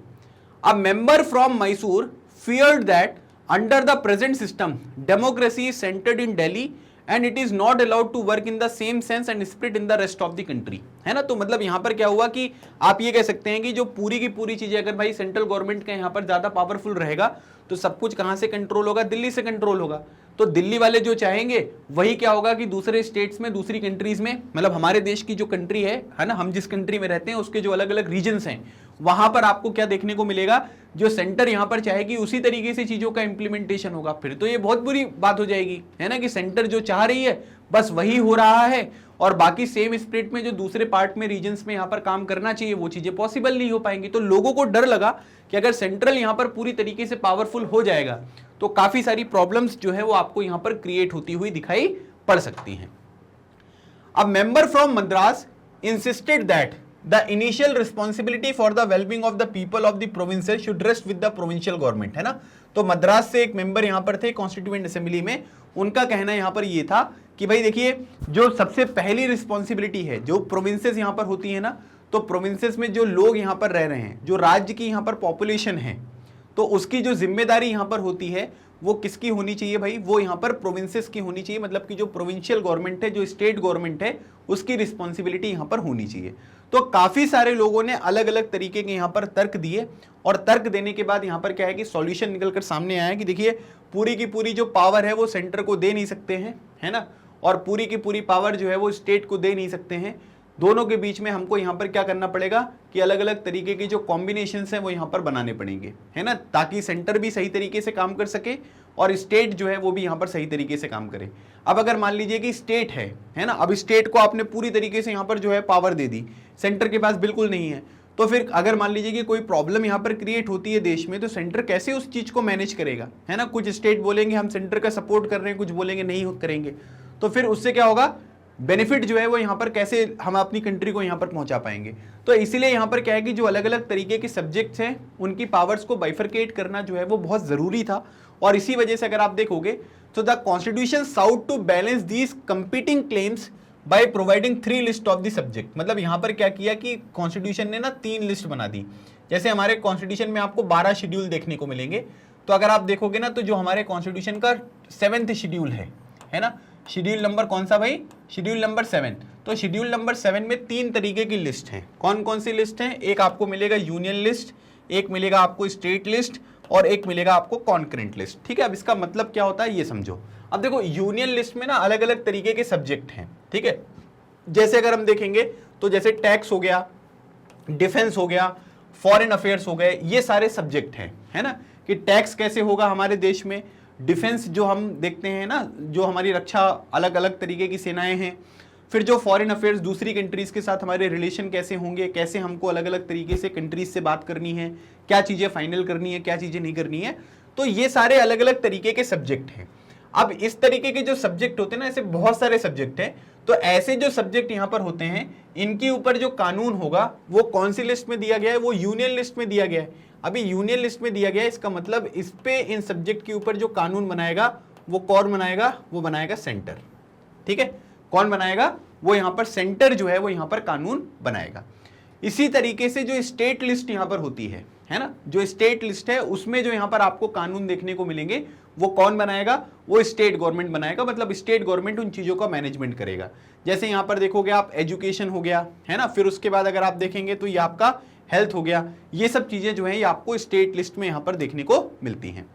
फिर एक होता है कॉन्करेंट लिस्ट। कॉन्करेंट लिस्ट में यहां पर क्या है कि सेंटर भी बना सकता है, स्टेट भी बना सकता है ना, मतलब सेंटर भी बना सकता है और स्टेट भी बना सकता है। लेकिन अगर सेंटर ने बना दिया, ठीक है, तो क्या होगा कि सेंटर के जो कानून है, जो लॉ सेंटर ने बनाया है, उसकी वैल्यू यहां पर ज्यादा होगी एज कंपेयर टू स्टेट।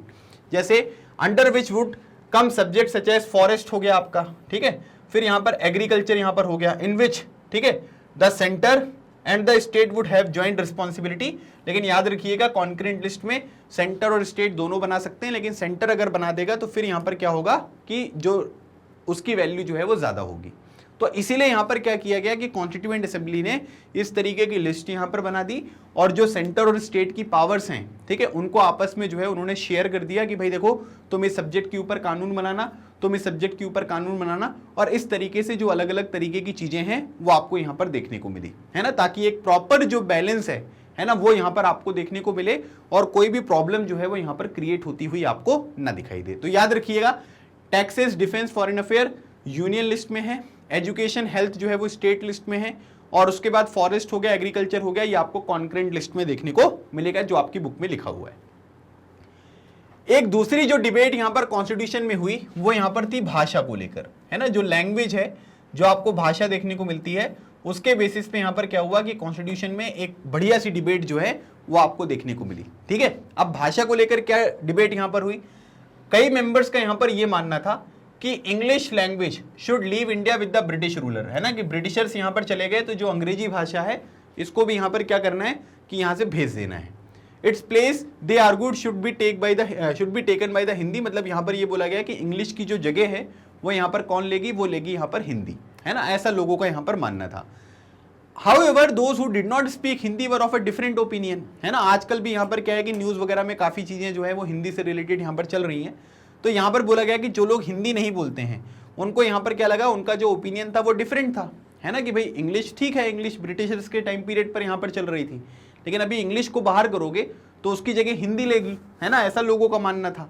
लेकिन जो लोग हिंदी नहीं बोलते थे, है ना, उनको यहाँ पर लगा कि ये तो क्या है कि ये तो गलत है भाई, हिंदी क्यों लेगी इस चीज़ की जगह, है ना, ये बात बताई गई है। Speaking in the assembly, T.T. Krishnamachari conveyed a warning on behalf of the people of the South, है ना, साउथ इंडिया के लोगों को इससे बड़ी प्रॉब्लम होती है, क्यों, क्योंकि वो लोग हिंदी यहाँ पर नहीं बोलते हैं। तो यहाँ पर क्या है कि टी कृष्णमाचारी जो conveyed a warning on behalf of the people of south, some of whom threatened to separate from India if Hindi was imposed on them, है ना, तो कई लोगों ने यहाँ पर क्या किया कि यहाँ पर बोला कि अगर हमारे ऊपर हिंदी जो है वो यहाँ पर आप इम्पोज करोगे, है ना, मतलब जबरदस्ती बोलोगे कि नहीं तुमको हिंदी यहाँ पर करनी है, सब कुछ हिंदी में यहाँ पर होगा, तो हम यहाँ पर क्या होंगे कि अलग हो जाएंगे, ठीक है, मतलब हम इंडिया से यहाँ पर जो है वो सेपरेट हो जाएंगे। इस तरीके की जो है वो टी कृष्णमाचारी जी ने यहाँ पर कन्वे किया कि भाई अगर यहाँ पर इस तरीके से होगा तो ये चीज जो है वो यहाँ पर आपको देखने को मिल सकती है। A compromise was finally arrived at, namely that while Hindi would be the official language of India, English would be used in the courts, the services and communication between the state and the another। मतलब आप ये कह सकते हैं कि हिंदी जो है वो एक ऑफिशियल लैंग्वेज यहाँ पर होगी। याद रखिएगा नेशनल लैंग्वेज नहीं है हिंदी, है ना, कई बार क्या है कि हम ये मानने लगते हैं कि भाई हिंदी जो है वो एक नेशनल लैंग्वेज है, तो नेशनल लैंग्वेज नहीं है, वो एक ऑफिशियल लैंग्वेज है। लेकिन ये भी बोला गया कि जो इंग्लिश यहाँ पर होगी, है ना, जैसे कोर्ट में जो भी यहाँ पर इंग्लिश में ही भाषा प्रयोग होती है, जो सर्विसेज है आर्मी नेवी एयरफोर्स में इंग्लिश भाषा का प्रयोग होता है, और अगर मान लीजिए कि एक स्टेट दूसरे स्टेट से या सेंटर स्टेट से कम्युनिकेट करता है या कोई बातचीत करता है, तो वो भी जो भी ऑफिशियल डॉक्यूमेंट वगैरह होते हैं वो सब चीज़ें इंग्लिश में ही यहाँ पर होती हैं। क्यों, क्योंकि पहले से इंग्लिश में यहाँ पर होती हुई आ रही हैं, तो इसीलिए इन जगह पर जो है वो इंग्लिश लगातार प्रयोग होती हुई आपको दिखाई देती है। Many Indians contributed to the framing of the constitution, है ना, कई सारे लोगों ने, अगर आप देखोगे तो हमारे देश में, अच्छा एक बात ये ध्यान रखिएगा, ऑफिशियल लैंग्वेज जो है वो केवल कितनी है, वो हिंदी नहीं है केवल, है ना, टोटल आपको 22 ऑफिशियल लैंग्वेज यहाँ पर देखने को मिलेगी, है ना, जिसमें राजस्थानी, हरियाणवी, इंग्लिश ये ऑफिशियल लैंग्वेज नहीं है, ठीक है, भोजपुरी भी नहीं है। बाकी आप ज़्यादातर लैंग्वेज देखेंगे, सैंथली देखोगे, ठीक है, फिर उसके बाद बोडो देखोगे, डोगरी देखोगे, है ना, कोंकणी देखोगे, ये सब भाषाएं हैं जो यहाँ पर क्या है कि ऑफिशियल लैंग्वेज हैं। तो बहुत सारे इंडियंस ने हमारे कॉन्स्टिट्यूशन को फ्रेम करने में जो है वो महत्वपूर्ण योगदान दिया। काफी सारे इंपॉर्टेंट पर्सनालिटीज का मैंने आपको नाम भी यहां पर बताया, लेकिन सबसे इंपॉर्टेंट जो रोल यहां पर माना जाता है वो माना जाता है doctor B R Ambedkar ji का। ठीक है, doctor B R Ambedkar ji जो थे who was the chairman of the drafting committee. Drafting committee में टोटल 7 मेंबर थे जिन्होंने हमारे पूरे के पूरे कॉन्स्टिट्यूशन को ड्राफ्ट किया। कहां पर किस तरीके से कौन से प्रोविजन होने चाहिए, कैसे लिखना है, क्या चीजें करनी है ना, ये सब चीजों का जो काम था वो ड्राफ्टिंग कमेटी था।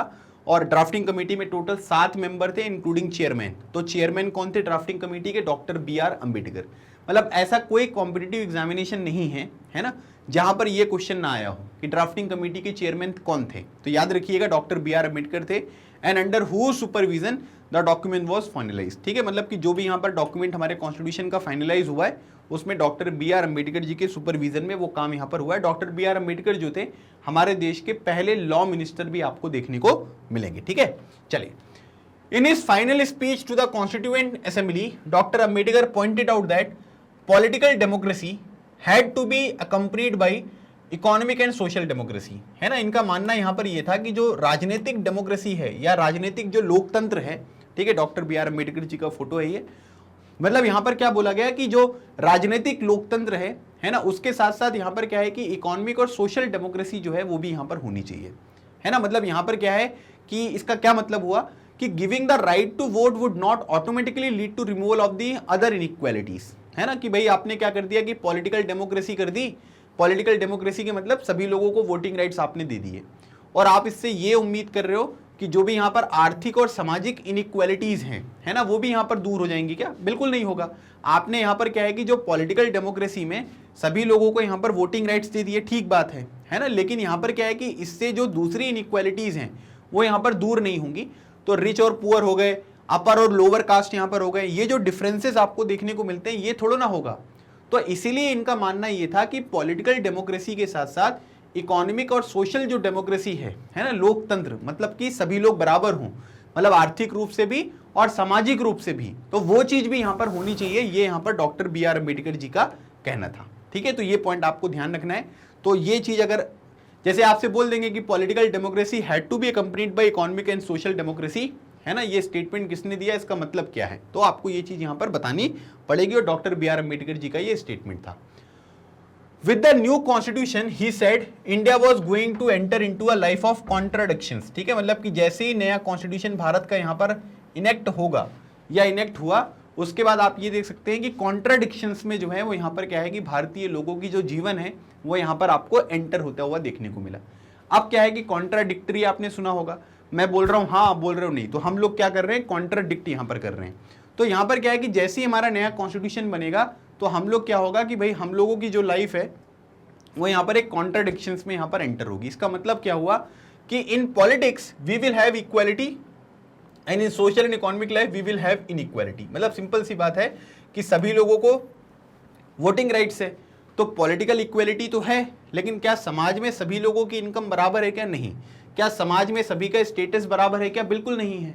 तो यहाँ पर क्या है कि पॉलिटिकल इक्वालिटी तो हमने यहाँ पर कॉन्स्टिट्यूशन के माध्यम से यहाँ पर इंश्योर कर दी है, लेकिन जो इकोनॉमिक और सोशल इनइक्वालिटीज हैं इनको हम यहाँ पर दूर नहीं कर पाए हैं। और इसी वजह से इन्होंने ये बताया कि हम एक लाइफ है उसमें एंटर करने जा रहे हैं जहां पर आपको कॉन्ट्राडिक्शंस यहाँ पर देखने को मिलते हैं। ठीक है, तो ये बात इनके द्वारा बताई गई।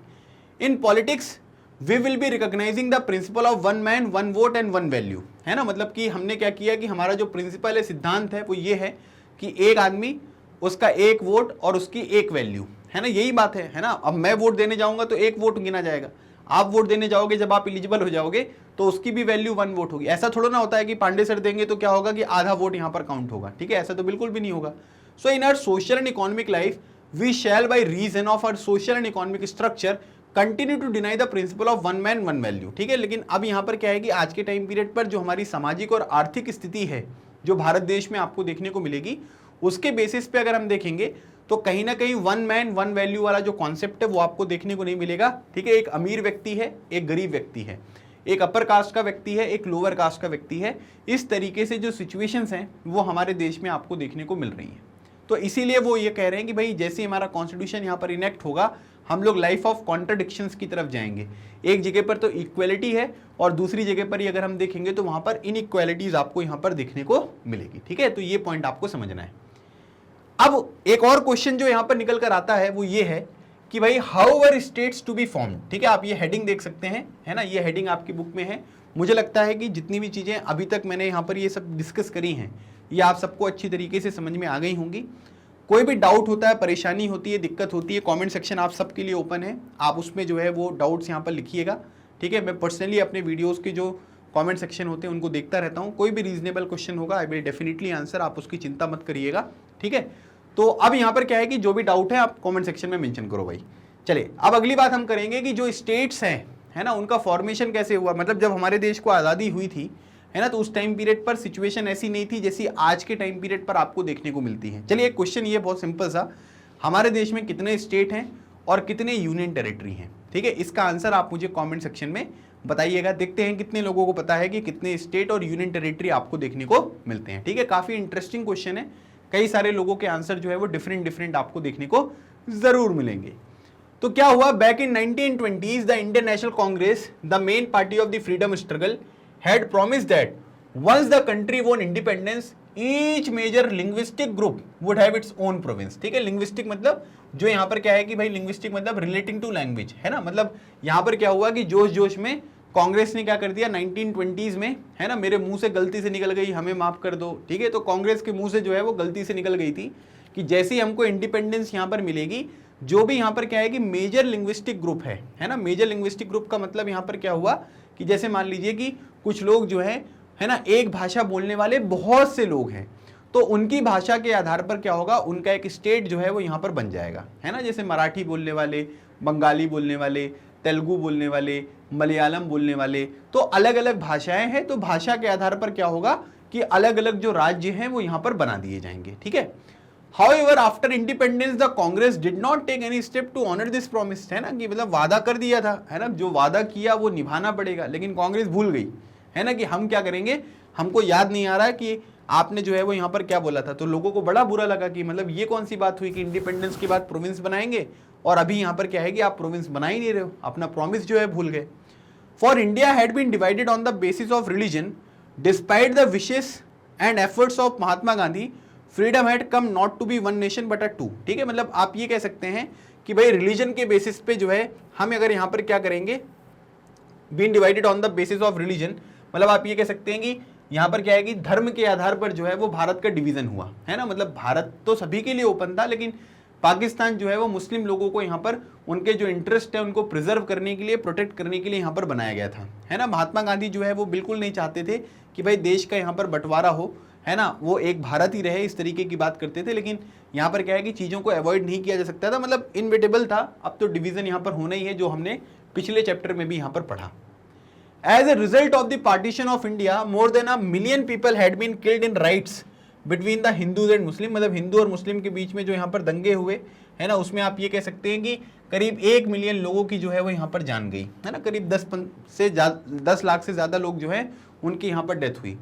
Could the country afford further division on the basis of language, है ना, धर्म के आधार पर जो है वो चीज़ें तो हो गई हैं, है ना, एक मुस्लिम कंट्री जो है वो पाकिस्तान यहाँ पर बन गया है, लेकिन जब आज़ादी यहाँ पर मिल गई है तो क्या कंट्री इस तरीके से तैयार है कि वो लैंग्वेज के बेसिस पे अगर वो डिवीजन यहाँ पर करेंगे, है ना, तो उससे जो चीज़ें निकल कर सामने आएंगी, तो क्या वो कंट्री जो है वो यहाँ पर क्या है अफोर्ड कर सकती है क्या। अब ये क्वेश्चन निकल कर सामने आएगा। रिलीजन के बेसिस पे कंट्री का बंटवारा यहाँ पर हो गया था, पाकिस्तान ने धर्म के आधार पर जो है वो पाकिस्तान की मांग कर ली थी, लेकिन अब यहां पर क्या है कि भाषा के आधार पर क्या हम कंट्री का डिवीजन यहां पर कर सकते हैं क्या। अब ये क्वेश्चन यहां पर आएगा इंडिपेंडेंस के बाद। Both prime minister Nehru and deputy prime minister Vallabh भाई पटेल, हमारे देश के पहले डेप्यूटी प्राइम मिनिस्टर जो थे उनका नाम था सरदार वल्लभ भाई पटेल, ये हमारे होम मिनिस्टर भी थे। Were against the creation of linguistic state, मतलब इनका मानना यह था कि भाषा के आधार पर जो है वो राज्य नहीं बननी चाहिए, है ना, मतलब इस तरीके का डिवीजन नहीं करना चाहिए, ये इनकी बात यहां पर थी। After the partition Nehru said disruptionist tendencies had come to the fore, to check them the nation had to be strong and united, मतलब कि यहां पर क्या है कि भारत को तोड़ने की बात यहां पर लोग कर रहे हैं, लेकिन हमें क्या करना है कि हम सब लोगों को साथ में यहां पर आना है और यूनाइट यहां पर रहना है।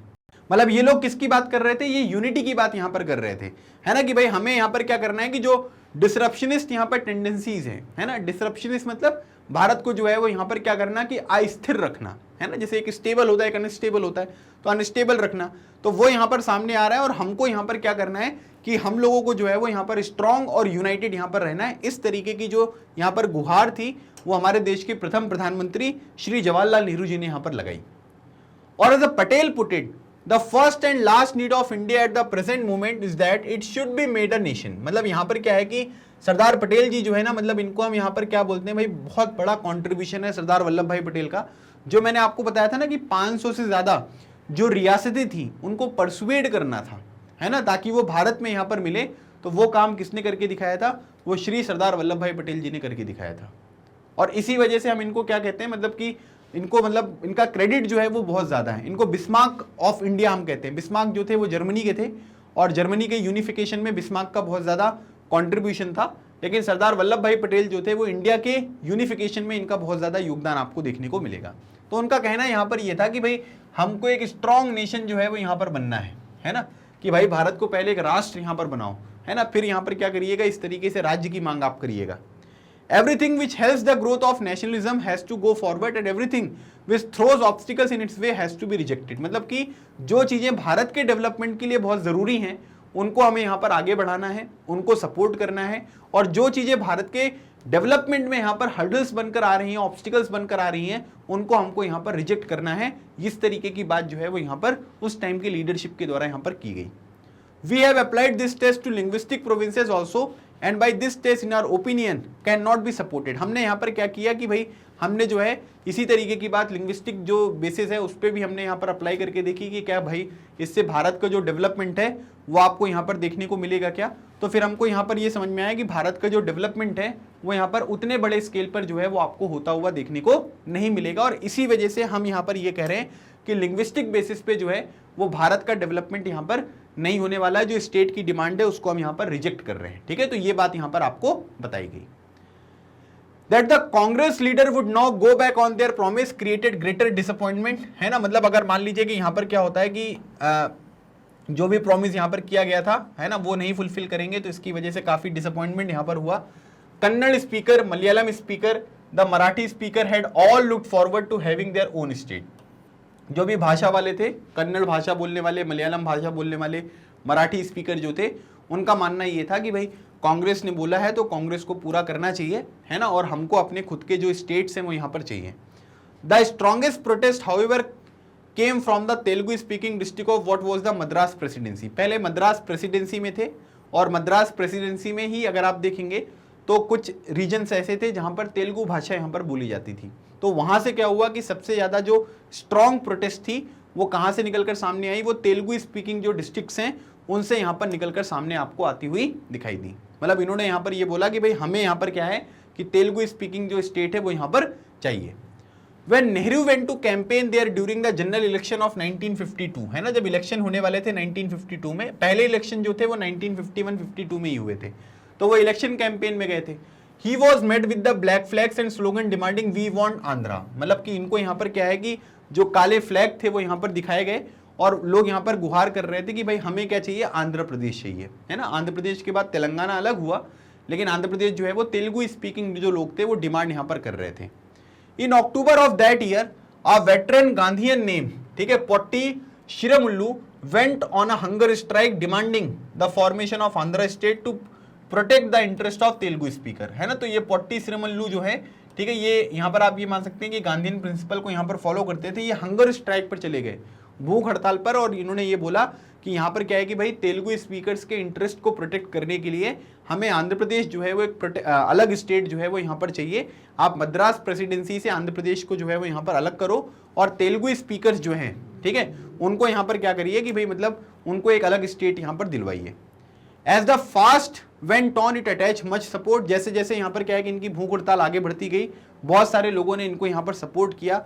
हड़ताल एंड बंद वर ऑब्जर्व्ड इन मेनी टाइम्स, ठीक है, जो जैसे वो होता नहीं, भारत बंद है, मध्य प्रदेश बंद है ना, ऐसे करके जो चीजें होती हैं, जो प्रोटेस्ट वगैरह होती हैं, वो काफी जगह पर यहाँ पर होने लग गई और कांग्रेस के ऊपर प्रेशर बनाने लग गए कि भाई आपने जो प्रॉमिस किया था भाषा के आधार पर प्रोविंसेस को प्रोवाइड करने का, ये है पोट्टी श्रीरामुलु, ठीक है। तो इस तरीके की जो रिक्वायरमेंट है उनको आप यहाँ पर फुलफिल करो, अपने प्रॉमिस को यहाँ पर फुलफिल करो। 15 दिसंबर 1952 को, ठीक है, मतलब 15 दिसंबर 1952, 58 डेज का जब इनका ये भूख हड़ताल था, उसके बाद इनकी यहां पर क्या हो गई, पोट्टी श्रीमल्लू जी की यहां पर डेथ हो गई, है ना, 58 डेज। तो इतने दिन यहां पर ये भूख हड़ताल करे और इसकी वजह से यहां पर क्या हो गई कि इनकी यहां पर डेथ हो गई। As a newspaper put it, the news of the passing away of Sriramulu engulf entire Andhra in the chaos, ठीक है, आप ये कह सकते हैं कि इसकी वजह से काफी मतलब रेपुटेड यहाँ पर ये लीडर थे आंध्र प्रदेश के, और इसी वजह से यहाँ पर क्या हुआ कि पूरे के पूरे आंध्र प्रदेश में जो सिचुएशन है इनकी डेथ के बाद बहुत ज्यादा खराब हो गई।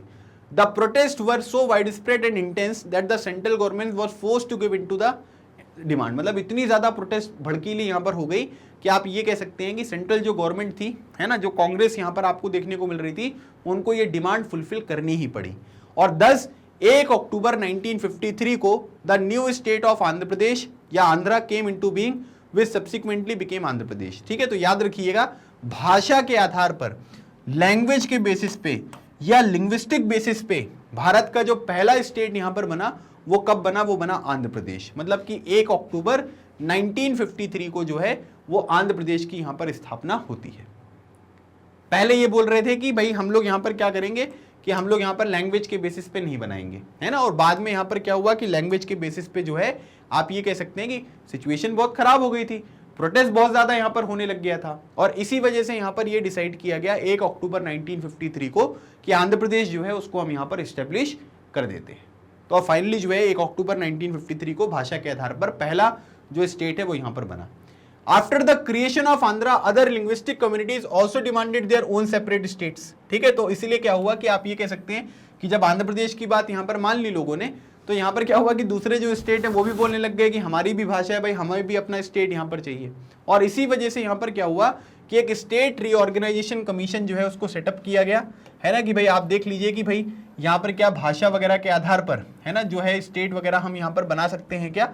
तो इसके लिए एक स्टेट रीऑर्गेनाइजेशन कमीशन जो है वो यहाँ पर बनाया गया, और जिसने अपनी रिपोर्ट यहाँ पर 1956 में यहाँ पर सबमिट करी। कमीशन में बेसिक यहाँ पर ये होगा कि देखिए क्या पॉसिबिलिटी है, क्या हम ऐसा कुछ कर सकते हैं या नहीं कर सकते हैं।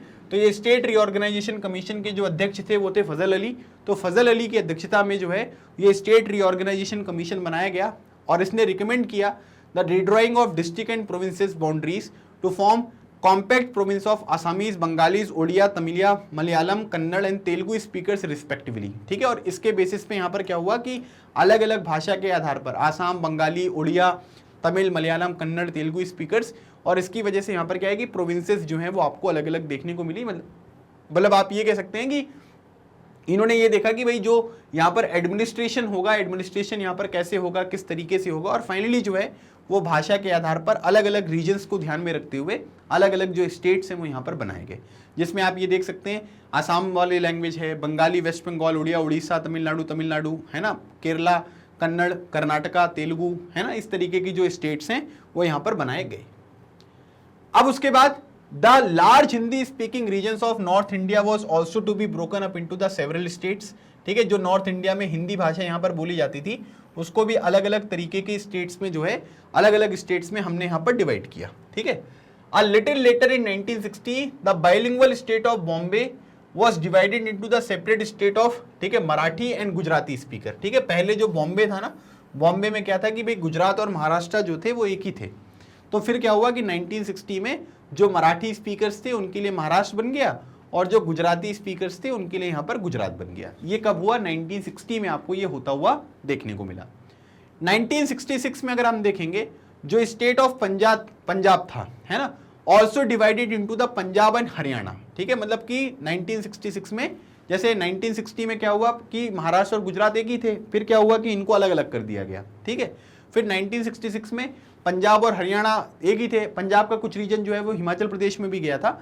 तो यहाँ पर क्या हुआ कि divided into the Punjab and Haryana, the former for the Punjabi speaker, मतलब पंजाब बनेगा पंजाबी स्पीकर्स के लिए जो ज्यादातर यहाँ पर सिख लोग थे, और later for the rest who speak not Punjabi but version of Haryanvi और हिंदी, है ना, जो हरियाणावी बोलते थे या हिंदी बोलते थे, तो उनके लिए जो है वो हरियाणा आपको यहाँ पर देखने को मिला।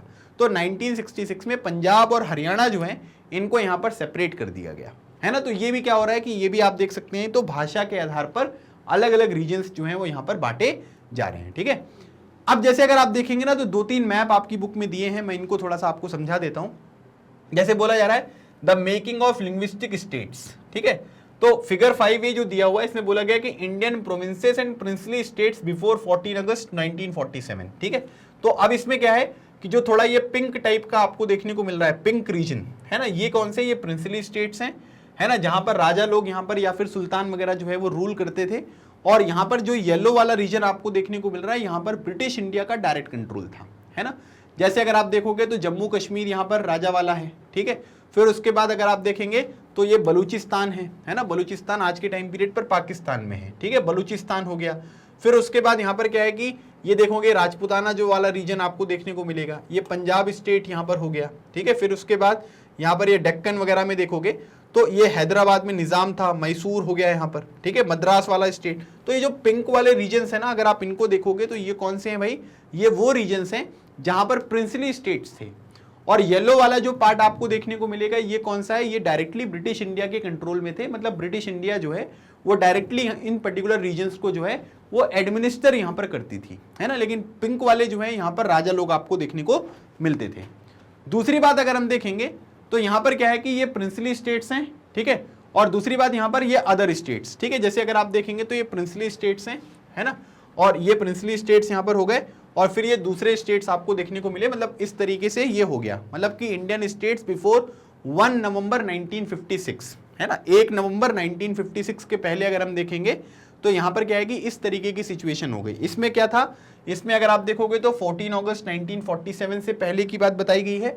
और ये 1 नवंबर 1956 के बाद ये सिचुएशन आपको देखने को मिल रहा है, जैसे विंध्य प्रदेश, मध्य भारत, ठीक है, राजस्थान वाला रीजन हो गया, सौराष्ट्र हो गया, है ना, फिर हैदराबाद, मैसूर, ये अलग अलग रीजन्स आपको देखने को मिल रहे हैं 1 नवंबर 1956।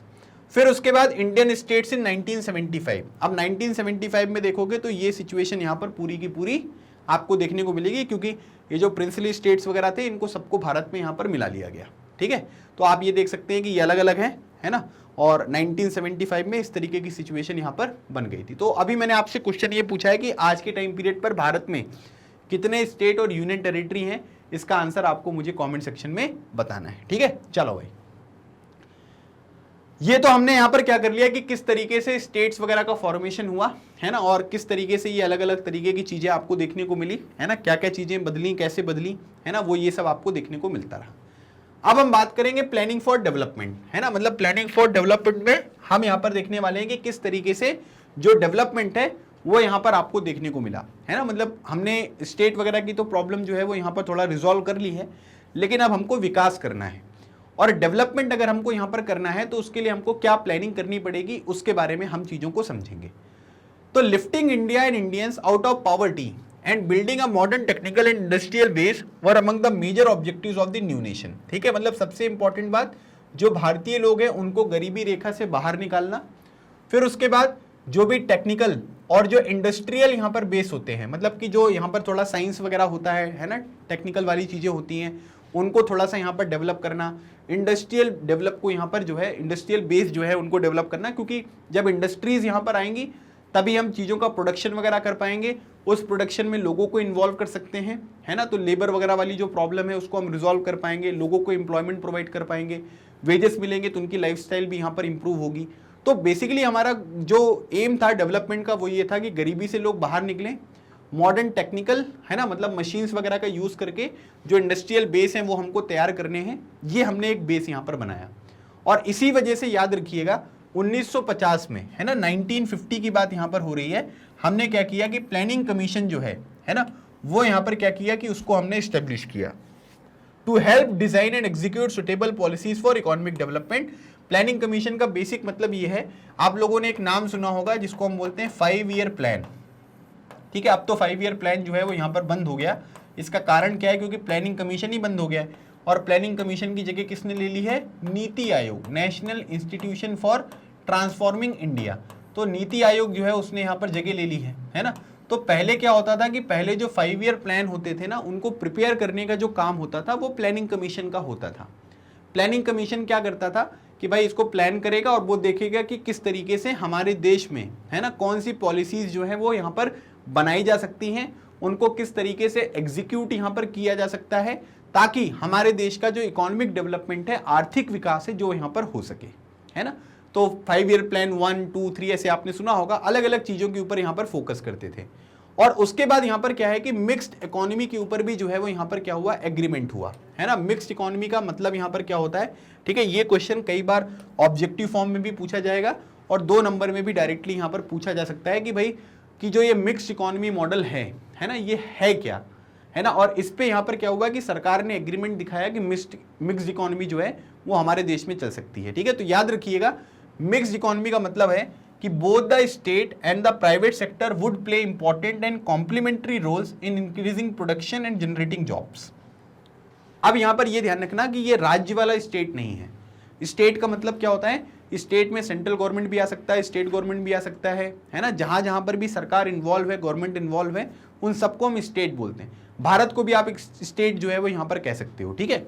तो यहां पर बोला गया है कि जो भी यहां पर सरकार है और जो भी यहां पर प्राइवेट सेक्टर है, वो दोनों लोग यहां पर क्या करेंगे, मिलकर काम करेंगे। जैसे आज के टाइम पीरियड पर भारत में सरकारी कंपनियां भी हैं और भारत में जो है वो प्राइवेट कंपनीज भी हैं, ठीक है। दोनों तरीके की चीजें अवेलेबल हैं। तो ये क्या है कि दोनों लोग इंपॉर्टेंट और कॉम्प्लीमेंट्री जो रोल्स हैं वो यहाँ पर प्ले करेंगे, है ना। मतलब दोनों चीजें जो हैं वो यहाँ पर आपको इंपॉर्टेंट देखने को मिलेंगी, ताकि ओवरऑल जो प्रोडक्शन है वो भी इंक्रीज हो, है ना। लोगों की डिमांड को हम यहाँ पर फुलफिल कर सकें और साथ ही साथ जो भी अलग अलग तरीके की जॉब्स वगैरह होती हैं उनको भी हम यहाँ पर क्रिएट कर सकें। तो ये रिस्पॉन्सिबिलिटी आपको देखने को मिली और इसीलिए सरकार ने यहाँ पर ये सोचा कि हम लोग यहाँ पर क्या करेंगे, मिक्स्ड इकोनॉमी जो है उसके ऊपर यहाँ पर हम फोकस करेंगे। What specifically these roles were to be, which industries should be initiated by the state and which by the market, how to achieve a balance between the different regions and state was to be definitely या defined by the planning commission, ठीक है।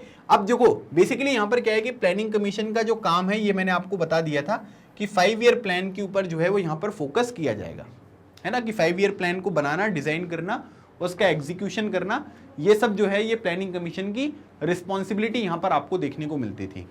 लेकिन अब यहां पर अगर आप देखोगे तो यहां पर बोला जा रहा है कि इनका जो बेसिक काम यहां पर था वो ये था कि भाई कौन सी इंडस्ट्रीज जो है वो स्टेट यहां पर इनिशिएट करेगा, है ना। मतलब कि किस तरीके की जो यहां पर इंडस्ट्री वगैरह होती है वो यहां पर सरकार जो है वो शुरू करेगी, है ना। और विच बाय द मार्केट, और मार्केट से यहाँ पर कौन सी चीज़ें जो है मतलब प्राइवेट सेक्टर वगैरह हैं वो यहाँ पर करेंगे। और फिर उसके बाद जो भी अलग अलग रीजन्स हैं और स्टेट्स हैं उनके बीच में प्रॉपर बैलेंस कैसे बनेगा। तो इन सब चीज़ों के ऊपर जो है वो क्या फोकस करता था, प्लानिंग कमीशन जो है वो फोकस करता था। अच्छा, 5 ईयर प्लान जो है ना, याद रखिएगा वो 5 साल के लिए होते थे, है ना। तो जैसे पहला 5 ईयर प्लान देखोगे तो 1951 से लेकर 56 तक का ये टाइम पीरियड था और इसके ऊपर किस चीज़ के ऊपर फोकस किया गया, एग्रीकल्चर के ऊपर, कि भाई हम लोग क्या करेंगे, एग्रीकल्चर का प्रोडक्शन जो है वो थोड़ा इंक्रीज करेंगे।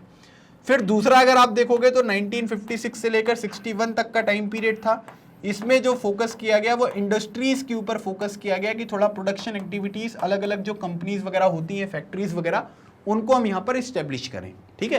तो 1956 में second 5 year plan was formulated और इसमें हमने ये सोचा कि हम अलग अलग तरीके की जो यहाँ पर कंपनीज होती हैं, इंडस्ट्रीज वगैरह होती हैं, फैक्ट्रीज होती हैं, उनको हम यहाँ पर इस्टेब्लिश करेंगे। This focus strongly on the development of heavy industries, ठीक है, मैंने आपको बता ही दिया इसके बारे में, such as steel and building of the large dams, ठीक है। हमने जो स्टील इंडस्ट्रीज है उसके ऊपर फोकस किया और जो बड़े बड़े डैम्स वगैरह होते हैं उनको डेवलप करना है, ये हमने सेकेंड 5 ईयर प्लान के ऊपर फोकस किया। These sectors would be under the control of the state, मतलब कि इसके ऊपर किसका कंट्रोल होगा, सरकार का कंट्रोल यहाँ पर होगा। This focus on heavy industry and the effort at state regulation of the economy was to guide economic policy for the next few decades, ठीक है। मतलब इसी तरीके से क्या हुआ कि अलग अलग चीज़ों की प्लानिंग यहाँ पर करी गई, इंडस्ट्रीज के ऊपर, डैम्स वगैरह के ऊपर, और जो भी इकोनॉमिक पॉलिसीज होंगी वो अगले कई दशकों तक जो है वो सरकार ने कंट्रोल यहाँ पर किया। This approach had many strong supporters but also some vocal critics, ठीक है। मतलब कि इसमें सरकार के पास यहाँ पर क्या है कि ज़्यादातर चीज़ें जो है वो कंट्रोल में रहेंगी, सरकार अपने हिसाब से यहाँ पर मैनेज करेगा। तो कई लोगों ने इस पर्टिकुलर चीज़ का जो है वो सपोर्ट भी किया, है ना। लेकिन आपको पता ही है कि हर चीज़ के जो है वो क्रिटिकल व्यू देने वाले लोग भी होते हैं। Some felt that it had put in adequate emphasis on the agriculture, है ना। कई लोग यहाँ पर क्या है कि इंडस्ट्रीज के ऊपर फोकस करते रहे और इसी वजह से कई लोगों का मानना ये था कि सरकार जो है वो एग्रीकल्चर के ऊपर बहुत ज़्यादा फोकस यहाँ पर नहीं कर रही है। फिर उसके बाद other argued that it had neglected primary education, है ना। एजुकेशन के ऊपर जो है वो यहाँ पर ज़्यादा ध्यान नहीं दिया गया।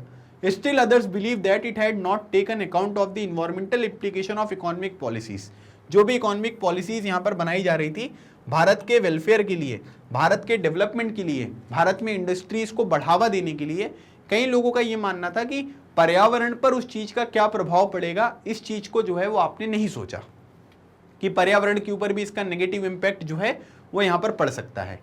As Mahatma Gandhi follower Mirabehn wrote in 1949, याद रखिएगा मीराबेन जो है वो महात्मा गांधी जी की फॉलोअर हैं, उन्होंने 1949 में लिखा, by science and machinery he mankind may get huge returns for a time but ultimately will come desolation. मतलब आप ये कह सकते हैं कि मशीन्स की मदद से, साइंस की मदद से हो सकता है कि बहुत सारा रिटर्न यहाँ पर इंसान को मिले, मनुष्य को बहुत ज़्यादा मिले, लेकिन बाद में यहाँ पर क्या होगा कि अगर आप इन्वायरमेंट के ऊपर चीज़ें फोकस नहीं करोगे तो डिसोल्यूशन का मतलब यहाँ पर होता है वीरान, है ना, मतलब सब कुछ वीरान हो जाएगा, इन्वायरमेंट के ऊपर बहुत नुकसान यहाँ पर पहुँचेगा। तो ये बात यहाँ पर मीराबेन ने जो है वो यहाँ पर बताई। तो इसलिए यहाँ पर ये पॉइंट ध्यान रखिएगा कि प्लानिंग फॉर डेवलपमेंट जो है वो यहाँ पर किस तरीके से हुआ, है ना, 5 ईयर प्लान के ऊपर बात करी गई। और उसके बाद यहाँ पर एक बात ये भी ध्यान रखिएगा कि 5 ईयर प्लान को जो बनाने का काम होता था, डिजाइन करने का काम होता था, वो काम कौन करता था, वो प्लानिंग कमीशन करता था।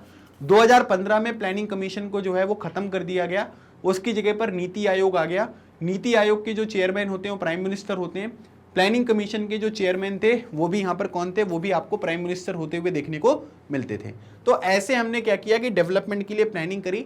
हर 5 ईयर प्लान के ऊपर हमने अलग अलग चीज़ों के ऊपर फोकस किया, एग्रीकल्चर को इम्प्रूव किया, इंडस्ट्रीज को ओपन किया, तो काफ़ी सारी चीज़ें यहाँ पर लगातार इम्प्रूव होती रहीं।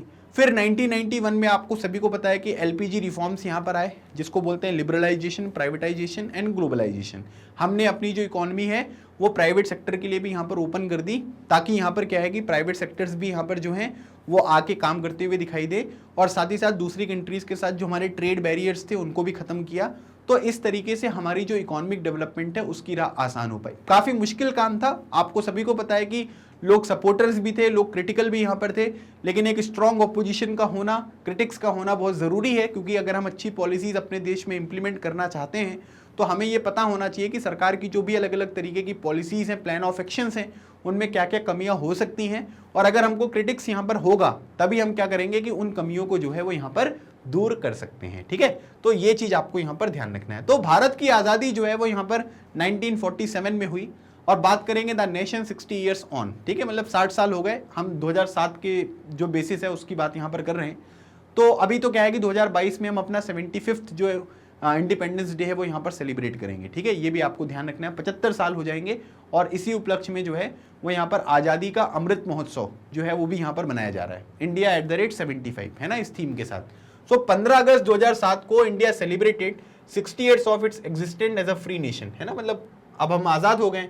How well has the country done in this time, मतलब अगले पिछले जो 60 साल यहाँ पर थे, जो भी चीज़ें यहाँ पर हुई उसमें हमारे देश ने कैसा परफॉर्म किया, है ना। रिपोर्ट कार्ड की बात करते हैं कि 60 साल में कंट्री ने किस तरीके से अपनी जो पॉलिसीज है वो यहाँ पर आगे बढ़ाई, and to what extent has it fulfilled the ideal set out is constitution, मतलब कि कॉन्स्टिट्यूशन में जो यहाँ पर आदर्श लिखे हुए हैं, जो हमारा ऑब्जेक्टिव रिजोल्यूशन यहाँ पर था।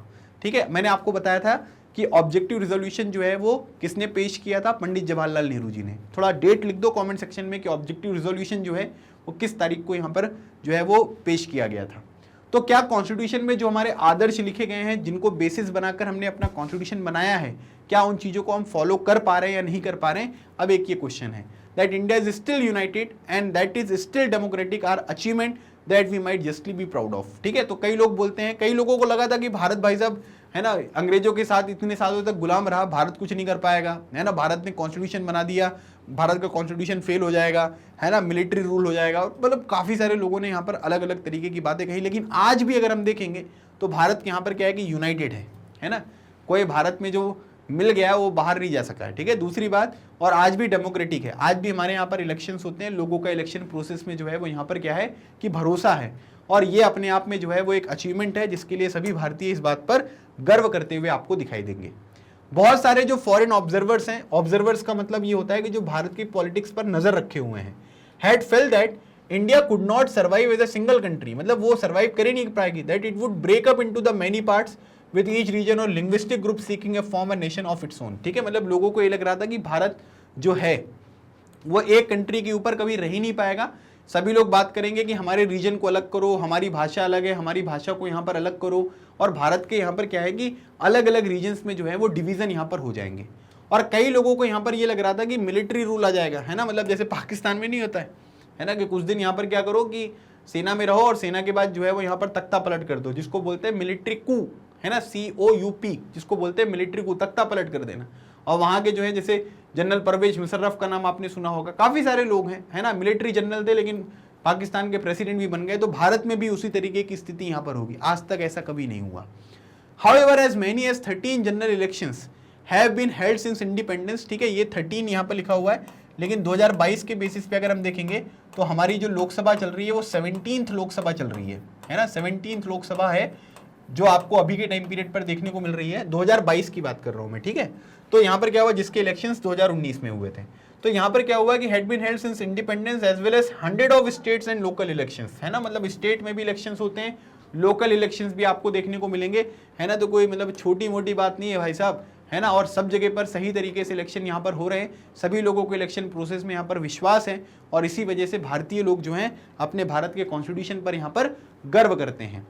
There is a free press as well as an independent judiciary, है ना, मतलब प्रेस यहाँ पर क्या है कि कोई सही करेगा तो सही बोलेंगे, गलत करेगा तो गलत बोलेंगे, लिखने वाले लिखते हैं, है ना, न्यूज़पेपर वगैरह में भी चीज़ें यहाँ पर होती हैं। ऐसा नहीं होता चाइना जैसा कि चाइना को जो अच्छी चीज़ें लिखनी है केवल वही लिखेंगे और बुरी चीज़ जो है वो चाइना की लिखने नहीं देंगे, ठीक है। भारत में अच्छी चीज़ें भी आती हैं, बुरी चीज़ें भी आती हैं।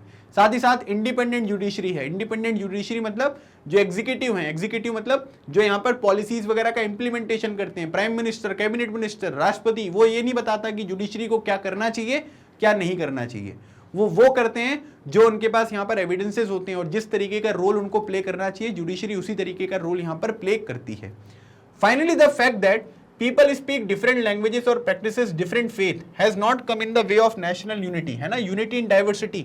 एक किताब लिखी गई हमारे देश के प्रथम प्रधानमंत्री श्री जवाहरलाल नेहरू जी के द्वारा, जिसको बोलते हैं डिस्कवरी ऑफ इंडिया। उसमें एक लाइन का यूज किया गया, यूनिटी इन डाइवर्सिटी। हम लोग इतने डाइवर्स कल्चर के साथ यहाँ पर रहते हैं, लेकिन इंडियंस जो हैं वो यहाँ पर क्या हैं, वो आपको यूनाइटेड देखने को मिलेंगे, ठीक है। अगर विश्वास नहीं हो तो कभी इंडिया पाकिस्तान का मैच होगा तो आप उस दिन देख लेना कि सब लोगों की देशभक्ति जो है एकदम चरम सीमा पर होती है, ठीक है। और इंग्लैंड के साथ वाले दिन नहीं होती है, क्यों? इंग्लैंड ने जबकि 200 साल हमको यहाँ पर गुलाम बनाकर रखा, असली दुश्मनी तो हमको उस मैच में दिखानी चाहिए। Anyways, so on the other hand deep division persist, है ना, अलग अलग तरीके के डिवीजन आपको यहाँ पर देखने को मिलते हैं। Despite constitutional guarantees the untouchables or as they are not referred to the Dalit face violence and discrimination, ठीक है। मैंने आपको SC/ST एक्ट के बारे में भी यहाँ पर पढ़ाया था। तो काफ़ी सारी जो प्रॉब्लम्स हैं, हमने आर्टिकल 17 जो हमारे कॉन्स्टिट्यूशन का है, जिसमें ये बोला गया है कि भाई जो यहाँ पर अनटचेबिलिटी है इसको पूरी तरीके से एबॉलिश यहाँ पर करना है। लेकिन कई बार क्या होते हैं कि कुछ इस तरीके के जो इंसिडेंट्स हैं वो लगातार हम देखते रहते हैं कि इस तरीके से जो डिस्क्रिमिनेशन है वो सोसाइटी में यहाँ पर हो रहे हैं, तो उनको भी थोड़ा सा हमें कंट्रोल करने की यहाँ पर ज़रूरत है। जो कॉन्स्टिट्यूशन में आदर्श यहाँ पर लिखे गए हैं, जिनके बेसिस पे आज तक की हमारी जो भारतीय राजनीति है ना, व्यवस्था है, वो यहाँ पर बढ़ रही है, उसको अगर हम आगे बढ़ने देना चाहते हैं तो कॉन्स्टिट्यूशन को हमको मानना पड़ेगा, और कॉन्स्टिट्यूशन में लिखी हुई चीज़ों को हम बेसिस बनाकर ही आगे की जो पॉलिसीज अगर वो बनाएंगे तो उससे भारत का विकास और जो यहाँ पर अर्थव्यवस्था है वो भी यहाँ पर आपको इंप्रूव होती हुई दिखाई देगी। अगली बात अगर देखेंगे, in many parts of rural India they are not allowed access to water sources, temples, parks and other public places, ठीक है। मतलब अभी भी हमने यहाँ पर कानून वगैरह भी बना दिया है, लेकिन कई बार क्या होता है कि उनके साथ जो डिस्क्रिमिनेशन है वो यहाँ पर होता है, ठीक है। जो दलित लोग हैं, जिनको हम यहाँ पर अनटचेबल्स भी पहले बोलते थे, ठीक है, उनके साथ इस तरीके की प्रॉब्लम होती है। And despite the secular ideals enshrined in the constitution there have been clashes between the different religious groups in many states, है ना। मतलब यहाँ पर क्या है कि हम लोग सेकुलर कंट्री हैं, कोई ऑफिशियल रिलीजन नहीं है, सभी लोग अपने धर्म को यहाँ पर मान सकते हैं, है ना, जिस तरीके से प्रोपोगेट करना चाहे कर सकते हैं। लेकिन फिर भी आप देखोगे तो रिलीजियस ग्रुप्स के बीच में जो है वो यहाँ पर क्लैशेस होते रहते हैं, लड़ाइयाँ होती रहती हैं, है ना, वायलेंस यहाँ पर आपको देखने को मिलेगा। तो ये सब प्रॉब्लम्स हैं जो हमको समझना है। So above all, as many observer have noted that gulf between the rich and the poor has grown over the years, ठीक है। मतलब हमारे देश में क्या है कि अमीर व्यक्ति अमीर होता जा रहा है और गरीब व्यक्ति यहाँ पर गरीब होता जा रहा है। हमें क्या करना है कि जो गरीब लोग हैं इनको ऊपर लेकर आना है। अगर केवल अमीर को बेनिफिट होगा तो फिर भारत जो है वो विकास थोड़ा ना करेगा, क्योंकि भारत में गरीब लोग ज़्यादा हैं, तो उनकी जो पर कैपिटा इनकम है वो हमको बढ़ानी पड़ेगी। पर कैपिटा इनकम मतलब जो यहाँ पर वो साल भर में, महीने भर में कमाई करते हैं उसको बोलते हैं पर कैपिटा इनकम। तो यहाँ पर क्या है कि जो रिच और जो यहाँ पर गरीब लोग हैं उनके बीच में जो ये गैप आपको देखने को मिलता है, इस गैप को हमें फिल करना होगा। इस गैप को अगर हम फिल कर पाएंगे तभी यहाँ पर क्या होगी कि जो प्रॉब्लम्स हैं वो यहाँ पर आपको रिजॉल्व होती हुई देखने को मिलेंगी। ठीक है, तो इसके ऊपर भी हमको यहाँ पर काम करना है। Some parts of India and some group of Indians have benefited a great deal from the economic development. वही मैंने आपको बताया ना कि जो आर्थिक विकास हमारे देश में हुआ है उससे कई लोगों को जो है वो बहुत बेनिफिट यहाँ पर हुआ है ना। मतलब कुछ लोगों को आप ये देख सकते हैं कि है ना, मतलब भरपूर यहाँ पर फायदा हुआ। They live in large houses and dine in expensive restaurants, send their children to expensive private school and take expensive foreign holidays। ठीक है, मतलब वो सारे लोग बड़े बड़े घरों में रहते हैं, है ना, बड़े बड़े यहाँ पर खाने पीने की जगह के जो रेस्टोरेंट वगैरह होते हैं वहाँ पर जाते हैं, बच्चों को अपने प्राइवेट स्कूल, महंगे स्कूल में पढ़ाते हैं, है ना, और उनके जो हॉलीडेज होते हैं वो फॉरेन यहाँ पर टूर होता है। At the same time many others continue to live below the poverty line, है ना, और कई लोग अगर देखेंगे तो हमारे देश में ऐसे भी हैं, ज़्यादातर लोग ऐसे हैं जो गरीबी रेखा के नीचे अपना जीवन यहाँ पर बिता रहे हैं। तो ये सब चीज़ें हैं। तो वही बात मैंने आपको बताई थी ना कि डॉक्टर बी.आर. अम्बेडकर जी ने कहा था कि पॉलिटिकल इक्वलिटी तो हमने भारतीयों को प्रोवाइड कर दी है, लेकिन सामाजिक और आर्थिक जो इनइक्वालिटीज़ हैं इनको हम कैसे दूर करेंगे, है ना। तो वो आप आज भी देख सकते हैं कि इतने साल हो गए, है ना, लेकिन फिर भी अगर आप देखोगे तो काफ़ी सारी जो प्रॉब्लम्स हैं वो लगातार यहाँ पर परसिस्ट हैं और इनको यहाँ पर एड्रेस करना ज़रूरी है। हाउस्ड इन अर्बन स्लम्स और living in remote villages of land that yield little they can not afford to send their children to school, है ना। अगर आप जो स्लम एरिया आपको शहरों में देखने को मिलेंगे और जो यहाँ पर गांव वगैरह में रहते हैं, लेकिन एग्रीकल्चर का जो प्रोडक्शन वगैरह होता है वो उतने बड़े लेवल पर नहीं होता, तो इनकम जनरेट नहीं होगी, और इनकम जनरेट नहीं होगी तो वो अपने बच्चों को स्कूल वगैरह भी जो है वो यहाँ पर भेज नहीं पाते हैं। The constitution recognises equality before the law but in real life some Indians are more equal than others. ठीक है, मतलब आप ये कह सकते हैं कि some Indians are more equal than others, मतलब कि सब लोग इक्वलिटी की बात यहाँ पर करते हैं लेकिन वो चीज़ें ग्राउंड रियलिटी पे आपको एप्लीकेबल देखने को नहीं मिलेगी। जज by the standards it set itself at independence the republic of India has not been a great success. ठीक है, मतलब आप ये कह सकते हैं कि अगर हम थोड़ा सा स्टैंडर्ड्स के बाद जो भी हमने चीज़ें यहाँ पर अचीव करी हैं, है ना, उसको अगर हम देखेंगे तो जो रिपब्लिक ऑफ इंडिया, रिपब्लिक मतलब क्या होता है भाई, रिपब्लिक मतलब उस देश का जो यहाँ पर क्या है कि हेड होगा, है ना, वो इलेक्टेड हेड होगा। ऐसा नहीं होगा कि भाई किसी परिवार से यहाँ पर चल रहा, डायनेस्टिक रूल आपको देखने को नहीं मिलेगा या डायनेस्टिक रूलर नहीं होगा, इलेक्टेड हेड होता है, उसको बोलते हैं उस कंट्री को रिपब्लिक। ठीक है, और ये क्या है कि republic of India has not been a great success, लेकिन साथ ही साथ आप ये कह सकते हैं कि but it has not been a failure either. ठीक है, ना तो भारत जो है एक फेलियर है और ना भारत एक सक्सेस है, लगातार वो बीच में आपको देखने को मिल रहा है, और उसके ऊपर लगातार हमको काम करने की ज़रूरत है ताकि हम चीज़ों को जो है वो इम्प्रूव कर सकें, और साथ ही साथ जो पॉलिटिकल इक्वालिटी होती है उसके साथ ही साथ सोशल और जो इकोनॉमिक इक्वालिटीज़ होती है लोगों की, वो चीज़ें भी हम यहाँ पर प्रोवाइड कर सकें। ठीक है, तो ये था पूरा का पूरा चैप्टर जो मैंने आपको यहाँ पर समझाया, और आपकी बुक में ना बीच बीच में कुछ बॉक्स वगैरह बने हैं, है ना, उनको भी अगर आप चाहो तो आप रीड कर सकते हो, वो मैं आपको होमवर्क यहाँ पर देता हूँ। ठीक है, तो एक बार रीड कर लोगे ना तो पूरा चैप्टर आपको समझ में आ जाएगा। बाकी जो भी चीज़ें इंपॉर्टेंट थी वो सब चीज़ें मैंने आपको समझा दी हैं, और मुझे लगता है कि आपको सारी चीज़ें एकदम क्रिस्टल क्लियर हो गई होंगी। कोई भी डाउट होता है कमेंट सेक्शन में मेंशन करिएगा। यहाँ तक अगर आपने सेशन देखा है, मेरी आवाज़ अभी भी सुन रहे हो, तो आप लोग अपना फीडबैक मुझे कमेंट सेक्शन में ज़रूर देकर जाइएगा।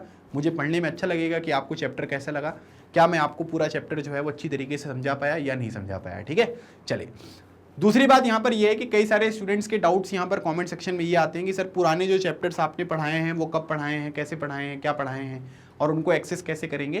तो पहली बात तो ये है कि आप थोड़ा कमेंट सेक्शन में या फिर आप ये कह सकते हैं कि जो डिस्क्रिप्शन है ना, उसमें आपको कुछ लिंक्स मिलेंगे, आप उनको देख लीजिए। अदरवाइज आपको गूगल पर जाकर टाइप करना है magnetbrains.com। तो magnetbrains.com जब आप यहाँ पर टाइप करोगे तो आपको मिल जाएगा इंडिया का number 1 100% free online education platform का होम पेज। यहाँ पर अगर आप देखोगे तो CBSE English medium, Hindi medium, spoken English, जो भी आपके कॉम्पिटिटिव एग्जामिनेशन वगैरह होते हैं, सबके अलग अलग तरीके की जो यहाँ पर चीज़ें हैं वो यहाँ पर आपको प्रोवाइड करी गई हैं। ठीक है, अब इसमें अगर आप देखोगे तो यहाँ पर आपको किस में जाना है भाई, एक टर्म टू एग्जामिनेशन, है ना, जिसमें भी आपको जाना है। जैसे आप क्लास 8 के हैं तो आप क्लास 8 पर क्लिक कर दीजिए, कोई दिक्कत नहीं है। जैसे आपने क्लास 8 पर क्लिक किया तो आपको ये अलग अलग सब्जेक्ट जो है, हिस्ट्री भी हो गया, ज्योग्राफी, सिविक्स, ठीक है, सारे वन शॉट रिवीजन मैं आपको पढ़ा चुका हूँ। मतलब पूरा चैप्टर जो है क्लास 8 का आपका ऑलरेडी यहाँ पर कंप्लीट हो चुका है। ये आखिरी जो चैप्टर था ये मैंने आपके साथ डिस्कस किया, है ना। तो आप जो भी पढ़ना चाहते हैं उसको ओपन कर लीजिए। हिस्ट्री पढ़ना है, हिस्ट्री पर क्लिक करो। जैसे आपने हिस्ट्री पर क्लिक किया सारे चैप्टर आपको लाइन से यहाँ पर मिल जाएंगे। ठीक है, तो आप इसको एक करके जो भी आपको पढ़ना है आप उसको पढ़ सकते हो। ये वीडियो ओपन हो जाएगा, यहीं पर आप देख लो, यहाँ पर कोई डिस्ट्रैक्शन भी नहीं होता है। आसानी से चीज़ों को आप यहाँ पर कंप्लीट कर सकते हैं। ठीक है, अब लोगों को लग रहा होगा कि सर अब क्या करेंगे, तो आप करेंगे इनके क्वेश्चंस। ठीक है, जो भी आपके अलग अलग चैप्टर्स के क्वेश्चंस हैं अब मैं वो आपको यहाँ पर प्रोवाइड करूंगा, ताकि वन शॉट रिवीजन के बाद आप इंपॉर्टेंट क्वेश्चंस को भी सीख सको। हर तरीके के क्वेश्चन करेंगे, मैप वर्क करेंगे, सब चीज़ें मैं आपको प्रोवाइड कर दूंगा, तो आपको कोई भी दिक्कत यहाँ पर नहीं आएगी और आसानी से सब कुछ आपका यहाँ पर कवर हो जाएगा। मैग्नेट ब्रेन्स पर केजी से लेकर क्लास 12 तक की जो भी यहाँ पर क्लासेस होती है वो 100% यहाँ पर फ्री होती हैं। ठीक है, टेस्ट सीरीज वगैरह भी सब कुछ मुफ्त में आपको यहाँ पर प्रोवाइड किया जाता है। किसी भी स्टेज पर आपको कोई भी पेमेंट यहाँ पर नहीं करनी है।